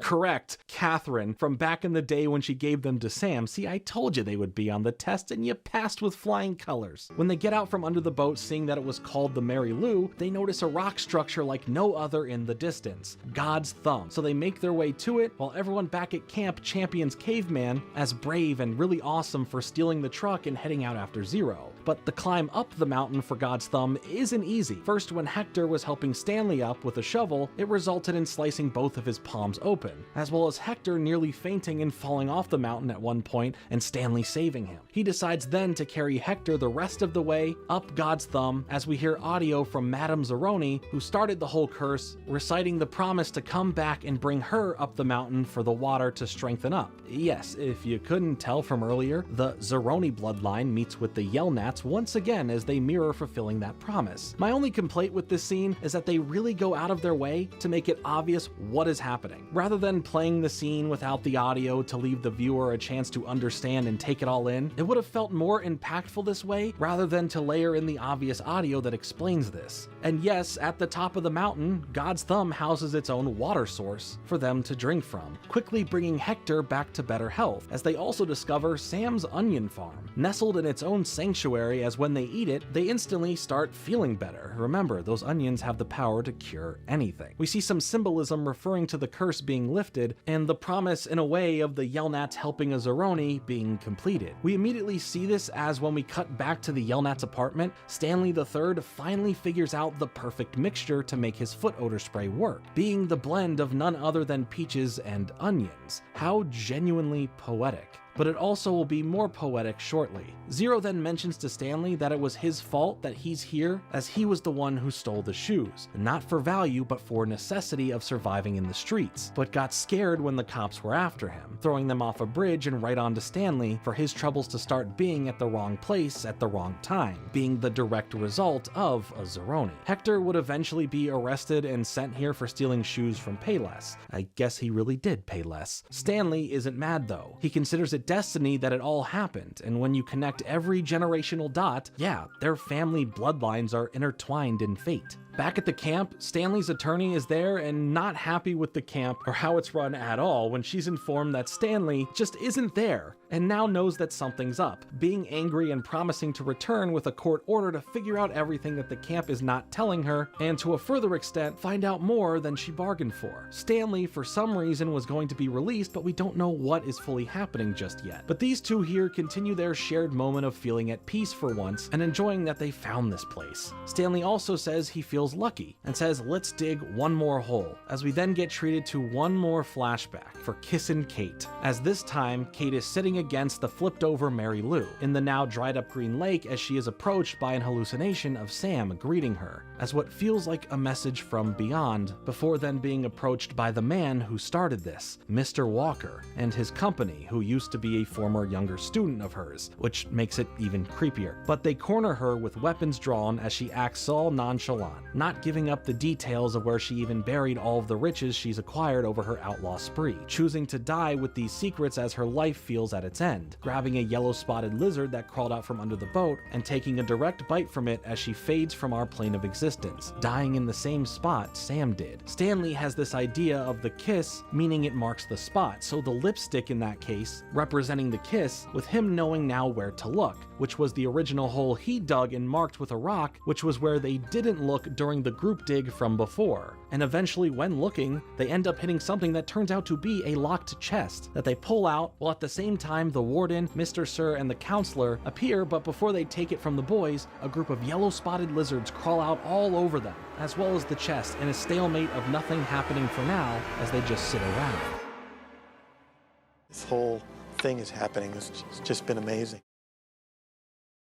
One of the joys of making the movie to me was working with Louis Sacker. They aren't biting or attacking the boys because of the onion being this safe repellent for them to give the yellow-spotted lizards no interest. But the adults can't do anything about this right now, They tell Stanley that he was supposed to be set free, his attorney came by and they cleared him of the crime, but since he wasn't there, he wasn't released. The warden gives us a flashback of her own, where it shows that her grandpa was so obsessed with digging holes in this area and finding Kissin' Kate's treasure. I'm tired of this, Grandpa. That's too damn bad! Well, excuse me. And the reason he's so obsessed? Well, it was none other than Mr. Walker himself, making the warden his granddaughter, and now equally as obsessed with finding that very chest right there. The amount of tying everyone's story in just works so well, and genuinely not one reveal or connection feels forced, but quite plausible actually. Now with the sun coming up and the stalemate still stale, the court system comes riding in deep as they confront the warden and her underlings and see Stanley held there along with all the lizards. But when the warden starts lying about everything, Stanley just shakes off the lizards, fully calling her out, and so does Hector. Especially when she tries to take the treasure chest, Hector speaks up. Thanks to learning exactly how to read, he says that the chest says Stanley Yelnats on it. The very chest Kate stole from Stanley Yelnats I, making it this Stanley Yelnats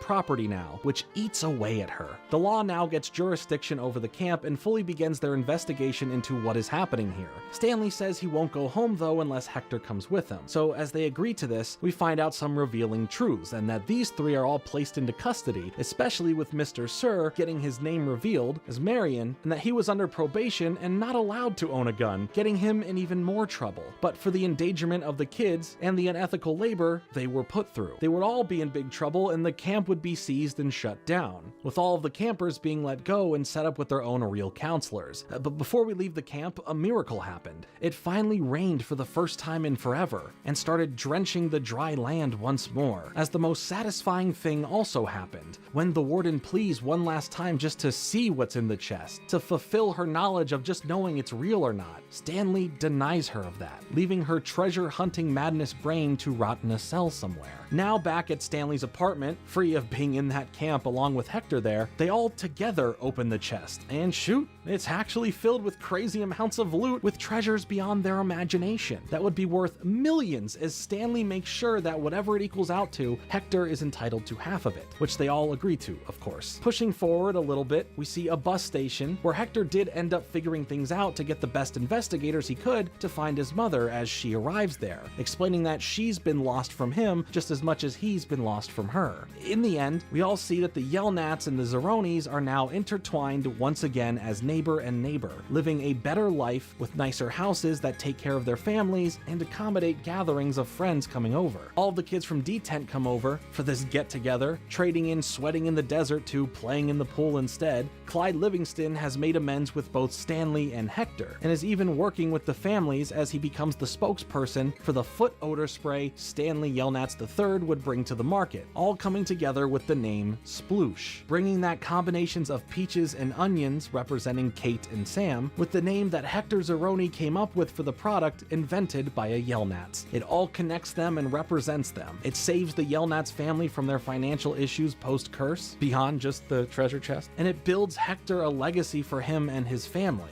as they honor the past, as the brand that they create that owns Sploosh is KB Industries. Green Lake was closed down and would possibly come back as a girls' camp, with it never being able to become what it once was before. We end the movie on a statue in the front yard of the house, where it is holding up a shovel, as the rest of the story elements that we may not have seen on screen or had in detail explained are written off as the holes that you just have to fill yourself. I guess you have to fill in the rest of the holes yourself. There's also this fun little post-credit scene with Hector quoting Madame Zeroni about cursing the family. For always and eternity.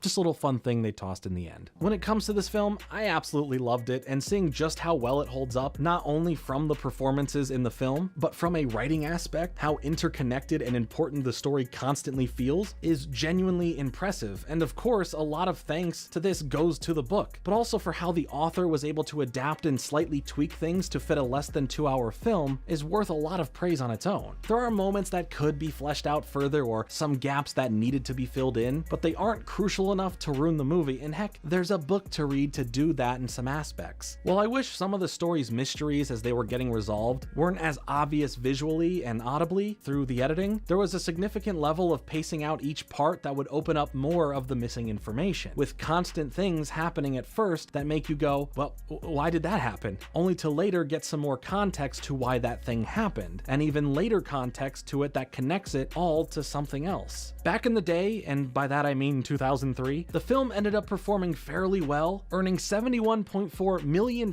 at the box office, having a $20 million budget to begin with the film living on to become a classic for the generation of kids that would grow up with it and hold on to it fondly. But from a critic's standpoint, it reviewed very well, with some being surprised, thinking that it would be something more kid-focused and juvenile than it turned out being, having more mature themes, tackling more important topics, and telling a compelling narrative. But this film was almost something else. Before Andrew Davis would get on board to direct this movie, another director was initially going to adapt the book into a film, but Disney got more than they bargained for as they were working with Richard Kelly, who at the time was writing and working on this film that would come out in 2001 called Donnie Darko, which would become its own cult classic. The problem with that is that the script that he would end up writing in 1999 for Holes became something so drastically different from what the Holes book was, both in tone, age demographic, and even the setting, putting the film into this post-apocalyptic era, sometime after some war, where the characters in the movie are speaking in philosophical tongue, mixing in extremely vulgar moments with visceral violence, leaving the only true similarities to the book are that the holes, well,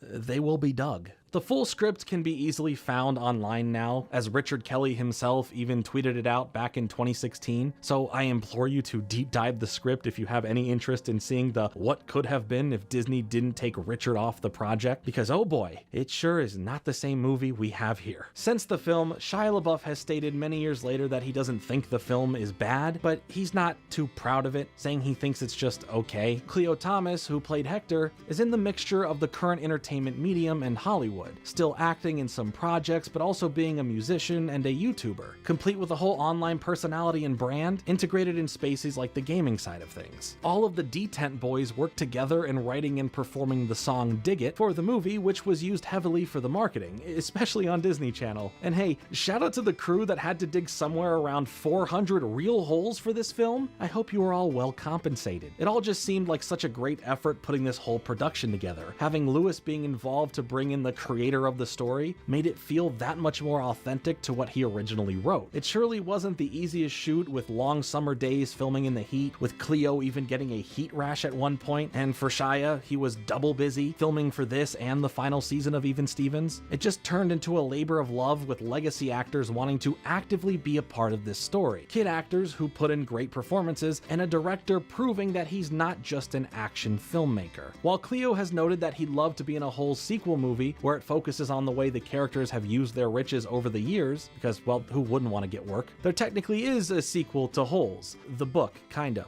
It's more of a companion piece written by Lewis as well, that brings you a survival guide to Camp Green Lake. Speaking of survival guides, I have a big Ned's Declassified School Survival Guide video coming soon. But as far as Holes, I'd love to know your personal thoughts on the film. Do you think it holds up today? Is it one of your favorites? Tell me all of that in the comments below. When it comes to classic shows from my childhood, Drake and Josh was one of my favorite go-to shows to watch. Whether they were new episodes or reruns, it didn't matter. I was there. While I personally hold Kenan and Kel a bit higher on my favorite shows list, Drake and Josh felt like the perfect spiritual successor. But let me not get carried away, as I'm working on a big Drake and Josh video coming out this year on my other channel. So then, why are we talking about Drake and Josh at all on this channel? Well, yeah, it only means one thing. There's a Drake and Josh video game. Actually, make that two things. There's a second Drake and Josh video game. You're welcome, America. I find it honestly extremely funny that in the early 2000s, so many live-action TV shows from Nickelodeon or Disney Channel were released as video games, most times just on handheld devices, like with Drake and Josh for the Game Boy Advance and Drake and Josh Talent Showcase on the DS. Turning sitcoms into reference-filled random shovelware games was the norm, and I thought, what could be a better use of my time than playing through and looking back at the Drake and Josh video games? And after I went over my very easy to make long list of better things to do, I still decided that it was what I truly wanted to do with my life. My therapist bills are getting out of hand. The only two ways you at least had the first game on the GBA was from a relative gifting it to you for your birthday or for a holiday, or you picked up the game from an overcrowded shelf full of copies of Drake and Josh at a Five Below store. I have nightmares of how many sealed copies of Drake and Josh for the Game Boy Advance listed at $5 are still out there somewhere in a random landfill, never getting the chance for the cartridge to see the light of day and bring someone out there pure joy or misery. Probably misery. Anyway, here's the dynamic duo of games starring the dynamic duo of Drake and Josh.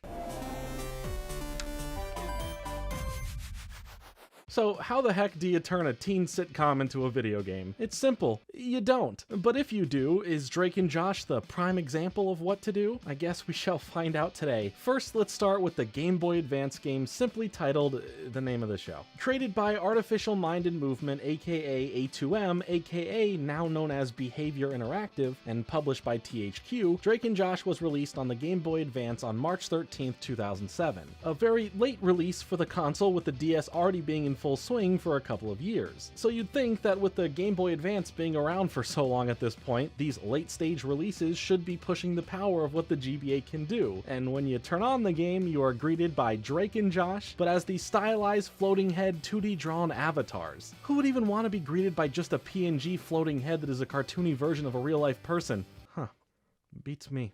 Anyway, they exchange some back and forth like the start of any Drake and Josh episode, as they also lay down a scenario to build off of, with them having to constantly deal with Megan. Progressing from there, the first stop on our adventure is Drake being late for school, where you get to play this semi-top-down stealth mission where you sneak your way Metal Gear Solid style through the school, trying not to get caught by the many teachers or for some reason dozens upon dozens of hall monitors, while collecting some collectibles and impressing the ladies with your sick guitar riff so you can manipulate them to do certain actions to progress your way through the level, like standing on buttons to open a door. Also, the school has the budget for advanced security cameras and all these buttons. My school barely had a security guard. Well, you come to find out Megan is behind all of this going on in the school, basically turning it into what seems like a prison that you're trying to escape from, navigating all the obstacles in your way, whether it's the library or a classroom or even the girls' room. The girls' room! Wow. That was a real throwback. Sadly, in the game, it just makes you question, why is Drake in here? Anywho, Drake's gameplay is all about sneaking around and not getting caught. For Josh, however, it's slightly different, going over to his own situations in dealing with Megan. Apparently she released some sheep into the school, and it's your responsibility as Josh to clean the sheep out of this mess. You repeatedly run around the school looking for sheep, picking them up one at a time and chucking the poor stirred through a doorway. And you keep doing this over and over again. There are so many sheep, it was legit putting me to sleep just trying to catch them. As you go back and forth between playing as Drake or Josh, the levels are really more of the same. Drake sneaks around and stealth-based anything already starts putting me in a sleepy state, and Josh just does tedious things that also test my will to keep my eyes open. As a game, it functionally works fine enough, but as something compelling, that is nowhere to be seen. Not that I was expecting to see that in the first place. Sometimes Josh has to push blocks around and you can pick things up and put them down. It's all puzzle solving. It's not insanely hard and it's very much not that exciting to complete. Your threats in the game are just dudes who hit you and nothing happens aside from you waiting to move after being stunned. The worst that can happen from any op is some interactions will just reset the level for you, and that's just annoying. And I very much don't like my progress getting halted. Up next, it's more Drake and Josh. Now, here's more Drake and Josh. But there are a total of 6 levels to run through with different segmented points throughout. It's really not a long game at all. If you ignore the collectibles, it'll take you only a couple of hours to beat. If you don't ignore the collectibles, it'll only take you a couple hours to beat. And it truly justifies that $5 price tag from Five Below. There are a few minigames to play that change things up somewhat, from Cafeteria Panic, where you chuck food items to blow up the enemies in the game, or should I say, other children. There's Soda Pop Blues, where you very easily connect pieces of piping together so you can move orange soda from one end to the other. And with a name like Soda Pop Blues, it would make more sense for the soda to just be blue. It'd be funny. But on the bright side, you know who loves orange soda? Kill loves orange orange soda. But hey, at least I get this 180p quality PNG of live-action Josh staring at me the whole time. The passive-aggressive judgment, I can literally feel it. Look at him, being all like, oh yeah, you think you can connect those pipes? Good luck, bud. And the first pipe you literally connect is just a straight line. The back half of the game takes place at the movie theater, where you continue the same gameplay and try to navigate through the problems Megan has caused. And now that you've made your way through the entire game, where your hardest challenges were time limits, paintball guns, and maybe a dude hitting you, you finally reach the end of the game. There's a talent show and Drake is set to perform, but uh-oh, Megan somehow ruined things and the rest of Drake's band isn't going to make it. Whatever shall we do? Well, with Drake being the guitar player and lead singer, the only logical thing to do is to get Josh on stage and sing as well. Of course. Oh, it's fine, don't worry. Apparently they've been practicing some song together called Brothers Forever. But there's just one problem. Josh has stage fright, but Drake convinces him to go out on stage anyway. As we then get into our last minigame to end it all, called Stage Fright. How fitting. The gameplay has you on stage in front of the crowd with Drake playing the guitar and Josh singing, as you have to move Drake between two microphones on stage depending on the spotlight placement, collecting hearts from the crowd to keep your meter going up, and avoiding any food being thrown at you. You could even bounce some of that food right back. Yeah, how do you like those tomatoes? If things aren't going well and Josh gets stun locked from continuing to sing, it's time to head to the middle of the stage and perform a little solo by hitting the button shown on screen, and Josh gets right back into it. Rinse and repeat until the performance is over with your meter filled up, and that's the entire game. Helen shows up to say that you won the talent show and that the sheep have been let loose in the movie theater thanks to Megan, as we cut to the credits of the random character sprites walking by. Mechadog here is my favorite, but don't tell Bod Sheep I said that. This girl is just named Hottie, this one's just named Smooches, and I've been Jordan Fringe. Thanks so much. Oh, wait. We aren't done yet, Drake. At the end of the day, the game is functional as a game, but is far from what I would consider a fun time. Outside of a few things, you never feel that this is a Drake and Josh game. In fact, if you strip away Drake and Josh from it, and you start looking at the gameplay, the angle of the camera you play from, the puzzle solving, the collectible finding, and wait a second. Oh my God. No. This can't be. The music and the sprite celebration when finding a collectible, the puzzles you solve, the camera angles. Oh no, it all makes sense now. This is just a very mediocre version of a Zelda game. I mean, minus the combat and all that, but the other core basics, it's all here. Well, now that we've had this little revelation, I think I need to sit down and relax with another game. It only seems fitting that we come off a Drake and Josh game and lead into another, this time for the next Nintendo console, the DS. Let's hop into Drake and Josh Showcase and see what it's all about. I mean, it can't be more of the same or even worse, right? Right? Only a few months later in the same year, we got Drake and Josh Talent Showcase. Yep, you heard that right. On July 30th, 2007, 4 months after the release of the GBA game, the DS game released, and it's also developed by the same group formerly known as A2M, and published by THQ. This was more of the setup where both were being made at the same time to take advantage of the player bases on both handheld consoles, but at least it's a somewhat different game from the previous one. It starts out the same. Here's Drake, here's Josh, and this time they have fully drawn bodies in these, I guess, cutscenes. At least they aren't just a floating head. And in the actual gameplay of the game itself, the characters have 3D models now. It's still from that semi-top-down perspective, but everything is enhanced from the power of the DS, meaning that there are 2 screens to play this game. You'll need them to truly showcase your talents, as there's a talent show coming up and the winners that qualify get to perform in the Teen American Talent Show in Los Angeles on live TV. If you haven't noticed by now, I've been calling the game a Talent Showcase instead of Talent Showdown, as the talent that is showcased is my patience to play through these games, and to see all the people that comment, actually it's Showdown, not Showcase, before getting to this part, as they didn't watch the video to this point yet. Totally meant to do this on purpose. This wasn't a fix for me writing it wrong in my script instead of just re-recording the lines over again.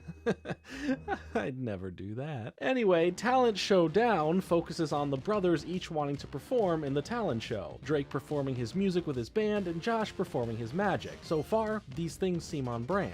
But then sabotage begins happening thanks to Travis, who wants to win the talent showdown for himself and wants to make sure you don't. So he starts by taking Drake's band members and hiding them around the school as you just find them alone in different areas. What a way to sabotage things there, Travis. You really got us good. Travis serves as the real bad guy you have to deal with, and Megan, well, she's around and sometimes offers some help, and I'll get to more of that in a second, but as far as this, that's on brand for her, as for the most part, she likes likes to be the only one doing the torturing of her brothers. So when duty calls, she's there. While you play on the top screen, the bottom screen serves as a few different features for you as you navigate through these areas to get these different objectives done. You get this nice little compass here that points you in the direction that you need to go, so you go that way as much as you can until you find exactly where it was leading you to. And the other options for you are, I don't know, special abilities, superpowers, whatever you want to call them. As with Josh, the first thing gives you a halo that goes around your head as you use it to show this proper and good behavior as you nonchalantly walk by enemies without aggroing them. And opposite that, Drake gets the ability to sprint way faster to move around, which is pretty solid, honestly. Josh's next ability is literally just pocket sand, just ready to toss it out and blind the enemies, while Drake's other ability is having a water gun that you can refill constantly at water fountains throughout the school as you super soak anyone that comes in your way. The final thing you can do for each character is either this special that Josh has that allows him to use his magic to pull a rabbit out of his hat, tracing certain patterns on the touchscreen to perform the magic, and then Drake just getting a nice fire extinguisher to mess with enemies. Power scaling wise,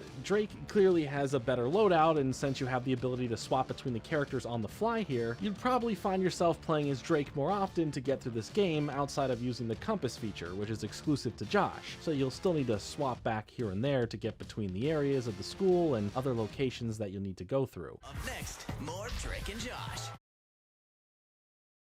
Now, here's more Drake and Josh. The gameplay loop is as repetitive as the first game. It's a lot of doing the same thing throughout. Make your way around this area, deal with enemies, get to objectives, collect trophies, get keys, open doors, and as a bonus, you even get to play as Megan sometimes for a few smaller missions. And she has arguably the best well-rounded loadout, getting Drake's abilities, minus the running, instead getting Josh's Halo slow walk, and then getting access to the compass. The locations themselves vary from just being the school, which is nice to see, and something that is nice is that the location does change here multiple times. So while you start out at the school, you're able to go to areas like a hotel or a Hollywood studio lot, but I don't want to spoil what happens just yet. I know you'd appreciate hearing the story out. As you start progressing through the objectives of getting keys to access more places to reunite all of the other band members, you get to have a little performance with the band as you use the touchscreen in the way the DS was intended, playing a worse version of Guitar Hero for the DS. Yeah, I know you remember this odd guitar contraption here. Yeah, good times. Yeah, good times. This performance brings you to the finals, and then you run around with Josh showing off your magic to finally impress them enough to be given the golden ticket to Hollywood as well. When you get there, this brings us to the hotel mission, as a notebook that contains both Josh's magic tricks and Drake's songs to perform is now gone.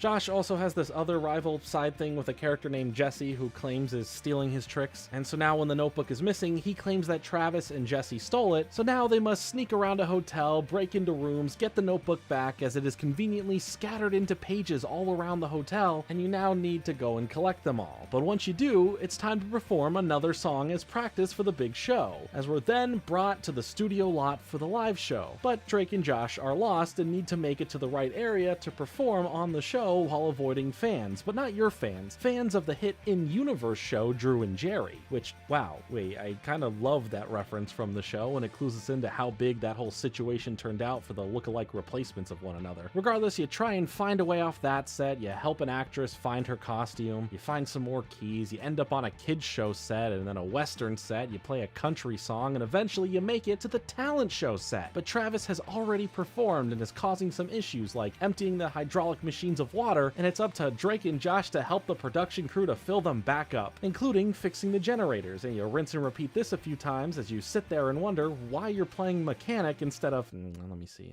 I don't know, doing literally anything else. Nah, don't call a professional to fix the problems, have two teenage boys who have no clue what they're doing handle fixing this problem. Oh, they did fix them. You know, maybe if music and magic don't work out, they have a solid career to fall back on. But it's not as simple as finishing that up and going to perform. Drake and Josh Talent Showdown gives you what you've been waiting for all along in a Drake and Josh based game, and that's a boss fight with Travis. No joke, you have to face off against him with your arsenal of abilities and eventually defeat him. It's anticlimactic, and you just keep hitting him with your abilities until he eventually stays down and it says, hey, congratulations, you defeated Travis. But then now you have a time limit to make your way through this labyrinth of rooms and enemies to make it on stage, or else you don't get to perform and you lose. But it's okay, you finally get there after all that's gone on, and you get to now perform, baby. Well, first you do some magic as Josh, you know, that's the really fun part. You know, I love it so much, and this is what we've really been waiting for. Oh, finally, now that that's over with, it's time to rock out, offering a final performance performance with Drake and his band, ending it with the theme song to Drake and Josh in the way that it was always meant to be heard, as a compressed version of it coming out of the DS speakers. That's the real magic here. Somehow Drake and Josh both win, but at least you beat out Travis and Megan even compliments you, kind of. Then the credits roll. That's it.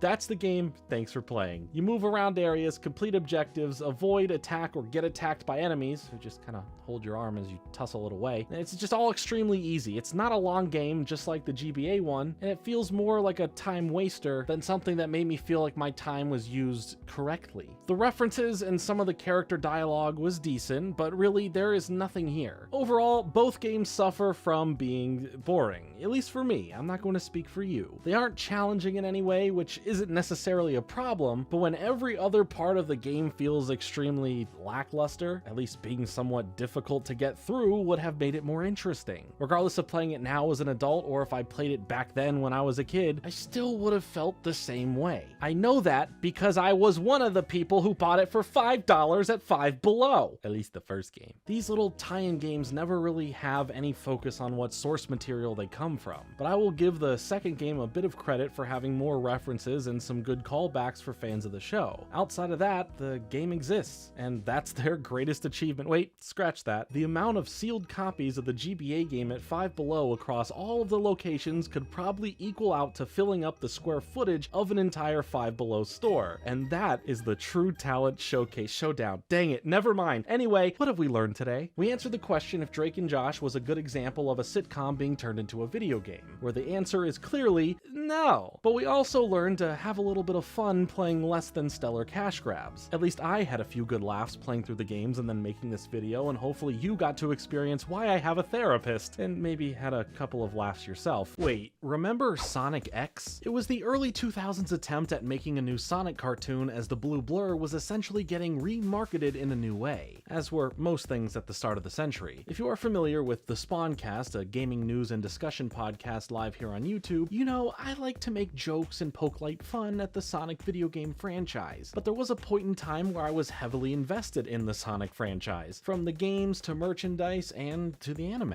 But in general, the one thing I have always and will always like about Sonic is the character of Sonic overall. While Sonic X may not have been the solution for the franchise in general to branch out, the series ended up running for quite some time, with 3 seasons totaling 78 episodes, featuring a mixed bag of what you're going to get from the series. It felt like 2 different shows were trying to come together at times that didn't always click. It wanted to be a Saturday morning cartoon with the fun and carefree nature that a Problem of the Week style show presents, that also wanted to tell these larger arc stories from situations that come from the base plot of the anime to recreating what some of the games had to offer. So for today, let's take a look back on the Sonic X series and see what made it work and what made it not work, but also why it just might be a guilty pleasure show for fans of Sonic at the end of the day.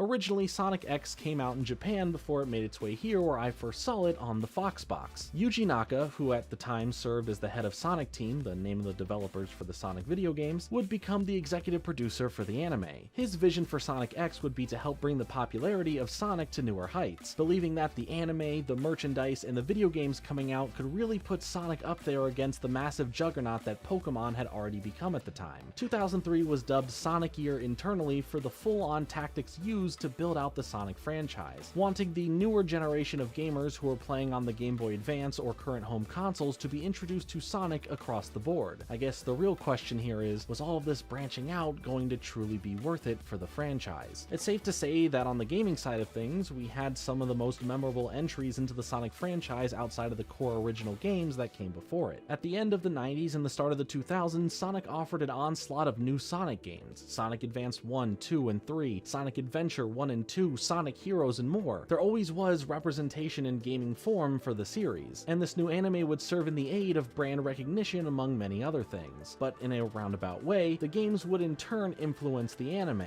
from the attitude of the characters involved aligning to the storylines being used in the show. So let's really break that down, as Sonic X can really be split between the 3 seasons the show had into these multiple different arcs. So let's explore them. Sonic X will be back in a flash. You're watching Sonic X. Season 1 of the show focuses on just what in the heck is going on, with Sonic and the extended Sonic cast of characters being thrust from their world and into an adjacent one that represents Earth essentially, making the base format of the show an isekai, having a fish out of water or hedgehog out of a parallel universe story. Starting off the series with Sonic in his world going after Dr. Eggman, who has the Chaos Emeralds and has captured the character Cream. Sonic and friends attempt to save Cream and stop Dr. Eggman, but the plans go haywire with the Chaos Emeralds unleashing the power of chaos control, causing an all-powerful dome of light to consume the area, resulting in everyone now ending up in our world. Well, a version of our world filled with some fictional places, like Central City, California, where Sonic immediately finds himself on the run from the local authorities before running into the human character of Chris. Chris is a rich kid who lives in a very nice estate as Sonic and friends quickly become friends with Chris, who ends up at first hiding them to keep them from being discovered, especially by his parents, but this doesn't last too long until their cover is blown and they become accepted and welcomed, as they also end up having to deal with Dr. Eggman and all of his evil plans. The main struggle here between our heroes and the bad guys is over the Chaos Emeralds still, as they have made their way to Earth as well, and the fight to collect them first is on. All of this information ends up on the president's desk, and soon after, Sonic works alongside the military to fully put an end to Dr. Eggman's plans of world domination. Is this a not so well hidden piece of propaganda to join the military? Nah, not quite. It's all portrayed really silly. Once we get through the starting arc that fully introduces us to the way things are for Sonic and friends now on Earth, they still have much left to deal with if they want to have a chance at getting home. The Chaos Emeralds are the key, and we see more continuing fights between Sonic and Dr. Eggman throughout this season as they are able to collect the emeralds together, leading to some internal conflict later on with a character like Knuckles, and how he sees coming up with a solution to try and get the last emerald from Dr. Eggman, foolishly trusting him at one point in the pursuit of doing so, resulting in Dr. Eggman now having all the emeralds and becoming the more powerful version of himself to now finally defeat Sonic. Through this, Chris is able to come to the rescue and help Sonic get his hands back on the emeralds, and then go supersonic to defeat Dr. Eggman once more, but really this moment allowed Chris to play a larger role in helping out the Sonic crew and give him a better reason to be included onto the show. If you're going to add a character like this to the show, it's better to give him some sort of real reason to be there, regardless if it can feel more like a random thing sometimes. The show could easily work without a human addition to the team, where Sonic has to deal with these situations on his own or with his friends, but if you're tossing in a human element anyway for the reasons of relating to the show better for the viewers, or to be like some other shows on the air, then at least having him do,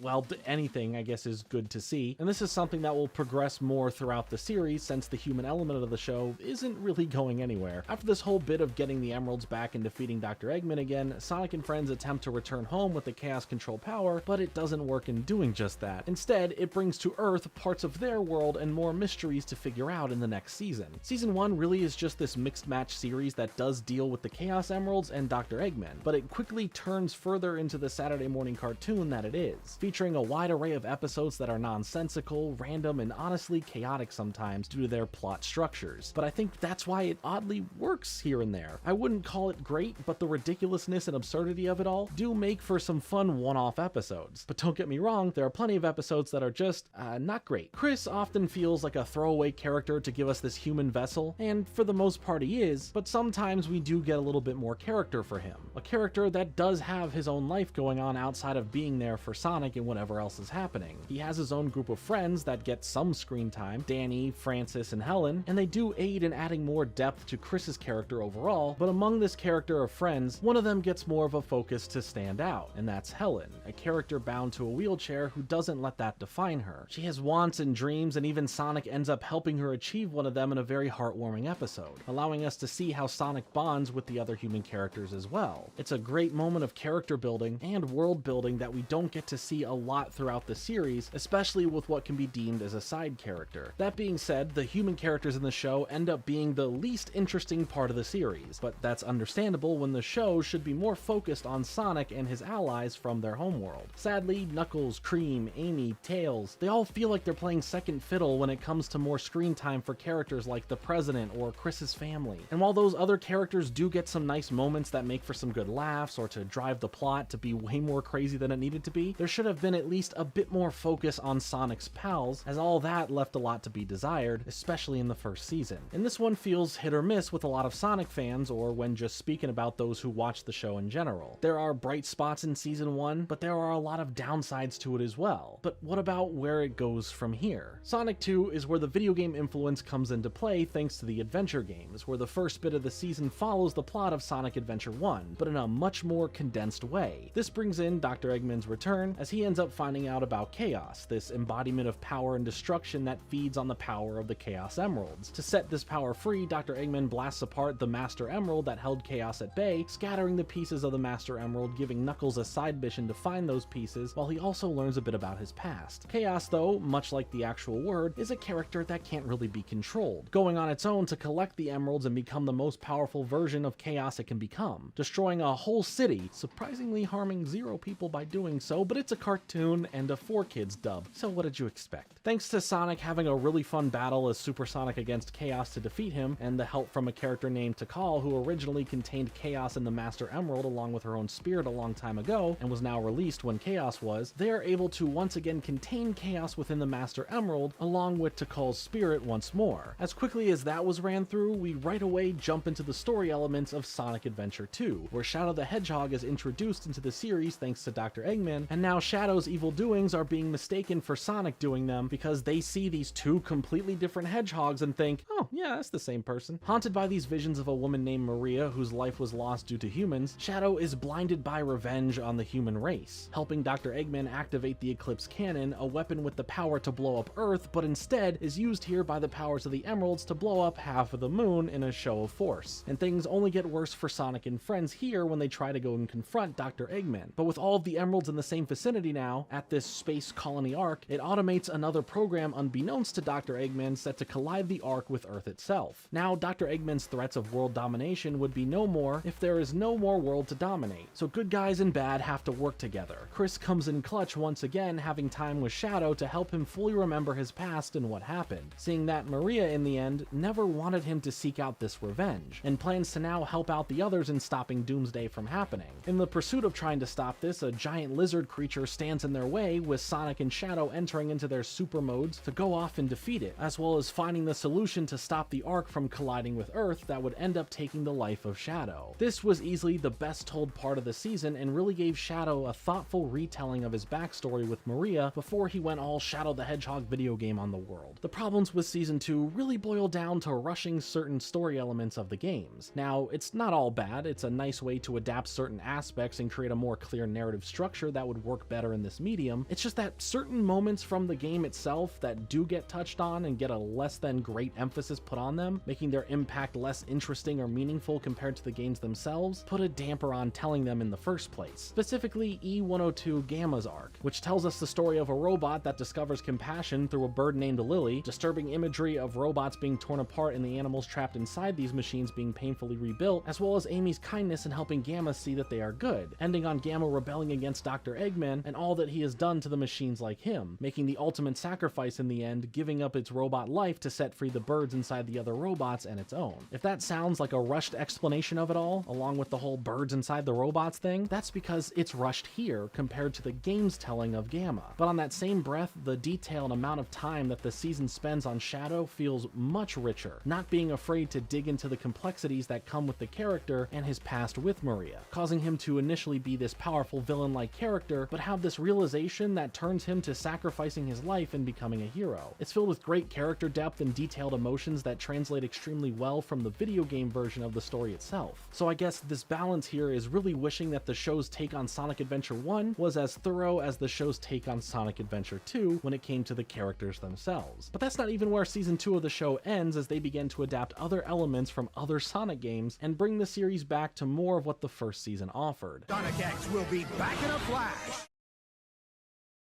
You're watching Sonic X.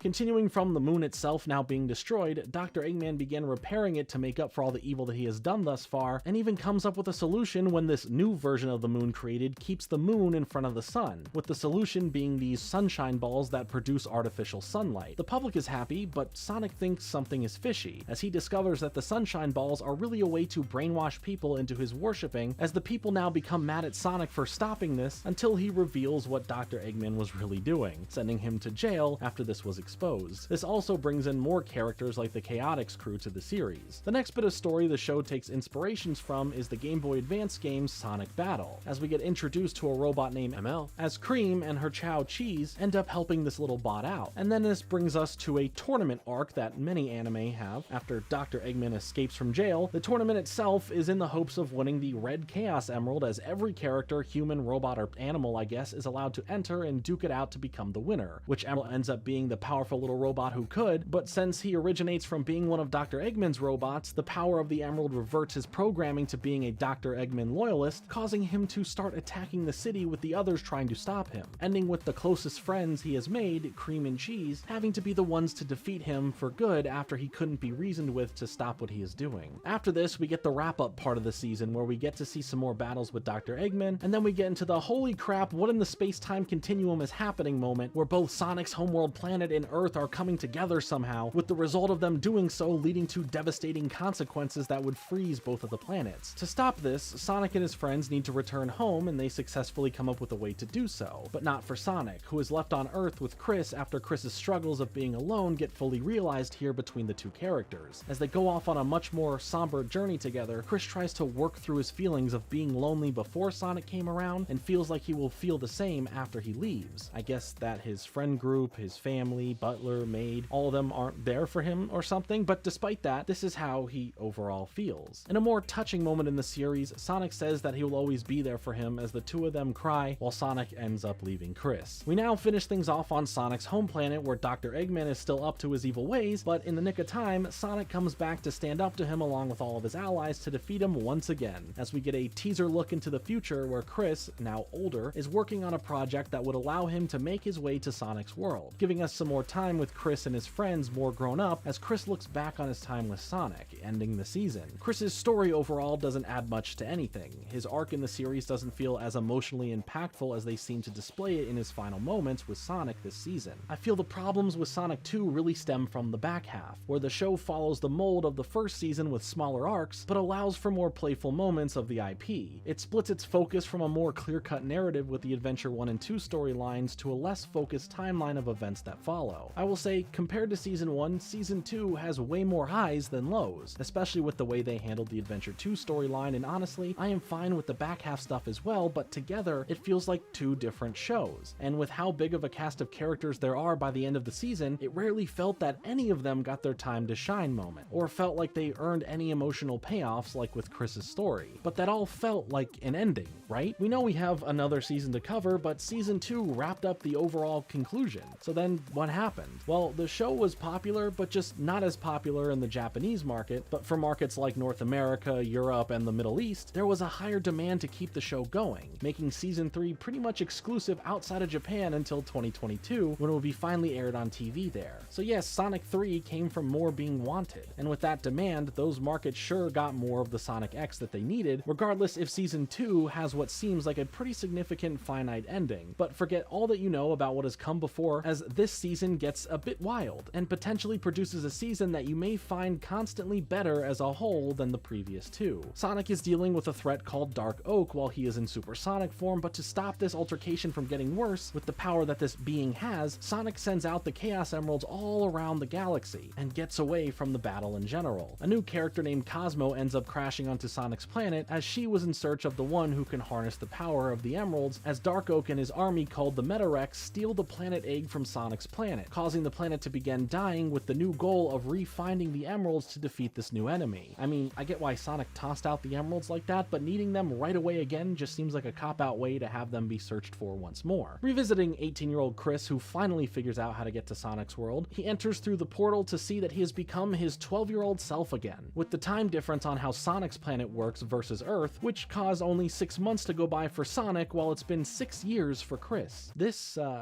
I'm just gonna let it be. Through this season, we get to learn a lot of the backstory of Cosmo and who she really is, and she ends up building a nice relationship with Tails, but not so much with Shadow, who makes a surprising return, with his memory once again kinda wiped thanks to Dr. Eggman. And Dr. Eggman is back as well and has several run-ins with the Sonic crew, but Rouge and Shadow find their own reasons to investigate the whole Metarex situation and try and stop it. But Shadow comes after Cosmo, as she is from the same species as the Metarex and has been a spy for them, but this was forced forcefully done with her not knowing, and Shadow didn't know that fact yet. Once this does become a fact that he knows, the whole group head to deal with the Metarex army in Dark Oak, and they end up defeating them. But as a parting gift, they target destroying the whole galaxy with a planet that has become a giant seed, and the Metarex turn into a giant beast, latching onto the seed itself and get in their super forms again. But the sacrifice here to truly save the galaxy is that Cosmo gets a vision that she must become one with the seed and sacrifice herself. With the power of having Tails, the character that cares about her the most, shoot in Super Sonic and Super Shadow at the fused version of the seed and herself, taking out the threat of Dark Oak and his army, saving the galaxy, but in turn killing Cosmo. The power of the seed now scatters, with the planet eggs that were stolen all heading back to give new life to the dying planets. But the power of the blast needed to be contained, leaving Shadow to be heroic once more and then dies again. Shadow dies twice in this anime. But in the end, Sonic can hear Cosmo through the universe as he sits in reassurance that the galaxy was saved and Cosmo is technically out there in spirit. Dr. Eggman ends up aiding getting Chris back home, but it was in the efforts of nerfing Sonic and his friends just a bit for his future evil plans, leading to the same old back and forth Sonic has to do with Dr. Eggman. Chris this season ends up adding a lot more in value to everything happening, piloting their starcraft, having characteristics that define him, not end up being a lonely side character, and I think that changing his character for the better boils down to him being older now, just back in his younger body. His new mindset and personality from just growing up stayed with him. For the initial version of Season 3 that we received here in the US, Shadow is dead, but in the official Japanese version, he is shown on another planet, so he doesn't die once or twice in this anime. I think this season overall is a lot more solid and focused for the main story being told, but still finding time to have less serious moments, bringing some lighter tones that we've seen in parts from the previous seasons. The main difference here, fixing the focus from being on all these random human characters and bringing the attention to the core cast of Sonic characters, letting them grow and explore who they are way more than before, which felt like a problem the first two seasons really struggled with. Sonic gets a deeper arc for himself, struggling with the power and force that he has, leading to him snapping at one point, unleashing a level of power that makes his spunky attitude disappear and all he sees is the red from the blood of his enemies. Okay, it's not that aggressive with it, but it was still a cool moment. While I said the Japanese version of Season 3 didn't air until 2022, technically the Japanese voice acting was done at the time before the show didn't end up officially airing there, leading to the Japanese audio for those episodes being leaked online around that time. As a series itself, it's okay. There's a lot of good that can be found in each season, but almost an equal amount of bad from the first two seasons and some bits of the third season. The show struggled to find what it wanted to be, towing the line of being a direct video game retelling and something wholly original, resulting in a pretty series at the end of the day. But despite this and the more corny writing thanks to 4Kids localizing it, the show still offers a level of charm that makes this a fun watch that you can still poke some fun at while you enjoy it. Whether you think it's bad or think it's good, there's something for every Sonic fan to love here and every fan to come together and laugh at. The fandom for Sonic is massive, and Sonic X is only a small part of the large franchise that Sonic is. There are other Sonic shows out there that have come before and after it, yet Sonic X stayed in the conversation all these years later, and that's because it's memorable. The look of the show, the characters within it, and the storylines all have their degree of nostalgia now attached to the series for those who grew up with it originally. But even today, for people checking it out for the first time, it represents a moment in the history of Sonic where it can be appreciated for what it did to bring in new fans to the series, and try new things both inside and outside of the anime, as well as give us some really great memes to share and laugh about. Anytime we talk about any property that 4Kids acquires a license for, there is to be expected a lot of changes and censorship made compared to the original series. There is to be expected a lot of changes and censorship made compared to the original release of the series that came out in Japan. That's no different here, as Sonic X had its own fair share of changes made. In fact, it's a long list of small things here and there within nearly each episode of the series. Whether the violence was too over the top or some innuendos getting too out of hand, 4Kids had their hands all over the series. While not as harsh as other shows under the 4Kids knife, some of the cuts made are a mixed bag of at least understandable and utterly ridiculous. The legacy of Sonic X lives within the time where so many properties were trying to find their own slice of the early 2000s franchise craze. Everything needed to have video games, TV shows, trading cards, comics, and toys, and the Sonic brand was no stranger to trying to do this. We saw how the anime tied itself to the current line of video games coming out while trying to create its own reasons for the viewer to be attached to it. Sonic X, under that name specifically, did branch out into a trading card game and a comic book series, as well as having toys, both regular action figures and McDonald's toys. While the mainline video games kept being what they were, Sonic X did have a Leapster educational game made, so there's that. And while I may still make jokes at the expense of the Sonic video game side of things. I mean no malice with my words towards it. It's all in good fun, and I support those who love the video games, who love all the different series of shows Sonic has, and all those who just want to collect merchandise related to the Blue Blur. I have my fair share of games in the franchise that I like. I enjoy a lot of parts of this show, and I have a bunch of Sonic collectibles that I own. So I might overall just be an actual fan of Sonic and not just the character himself. Who knows? The Sonic X anime may not be perfect and does a lot different than most people would have wanted, but I still had fun with it back when it came out, and there was a level of nostalgia for the time in which it did originally air on the Fox box. But let me know your thoughts on Sonic X in the comments below. I'm sure you have plenty to say. I've been Jordan Fringe. Thanks so much for watching. Like and subscribe. Later.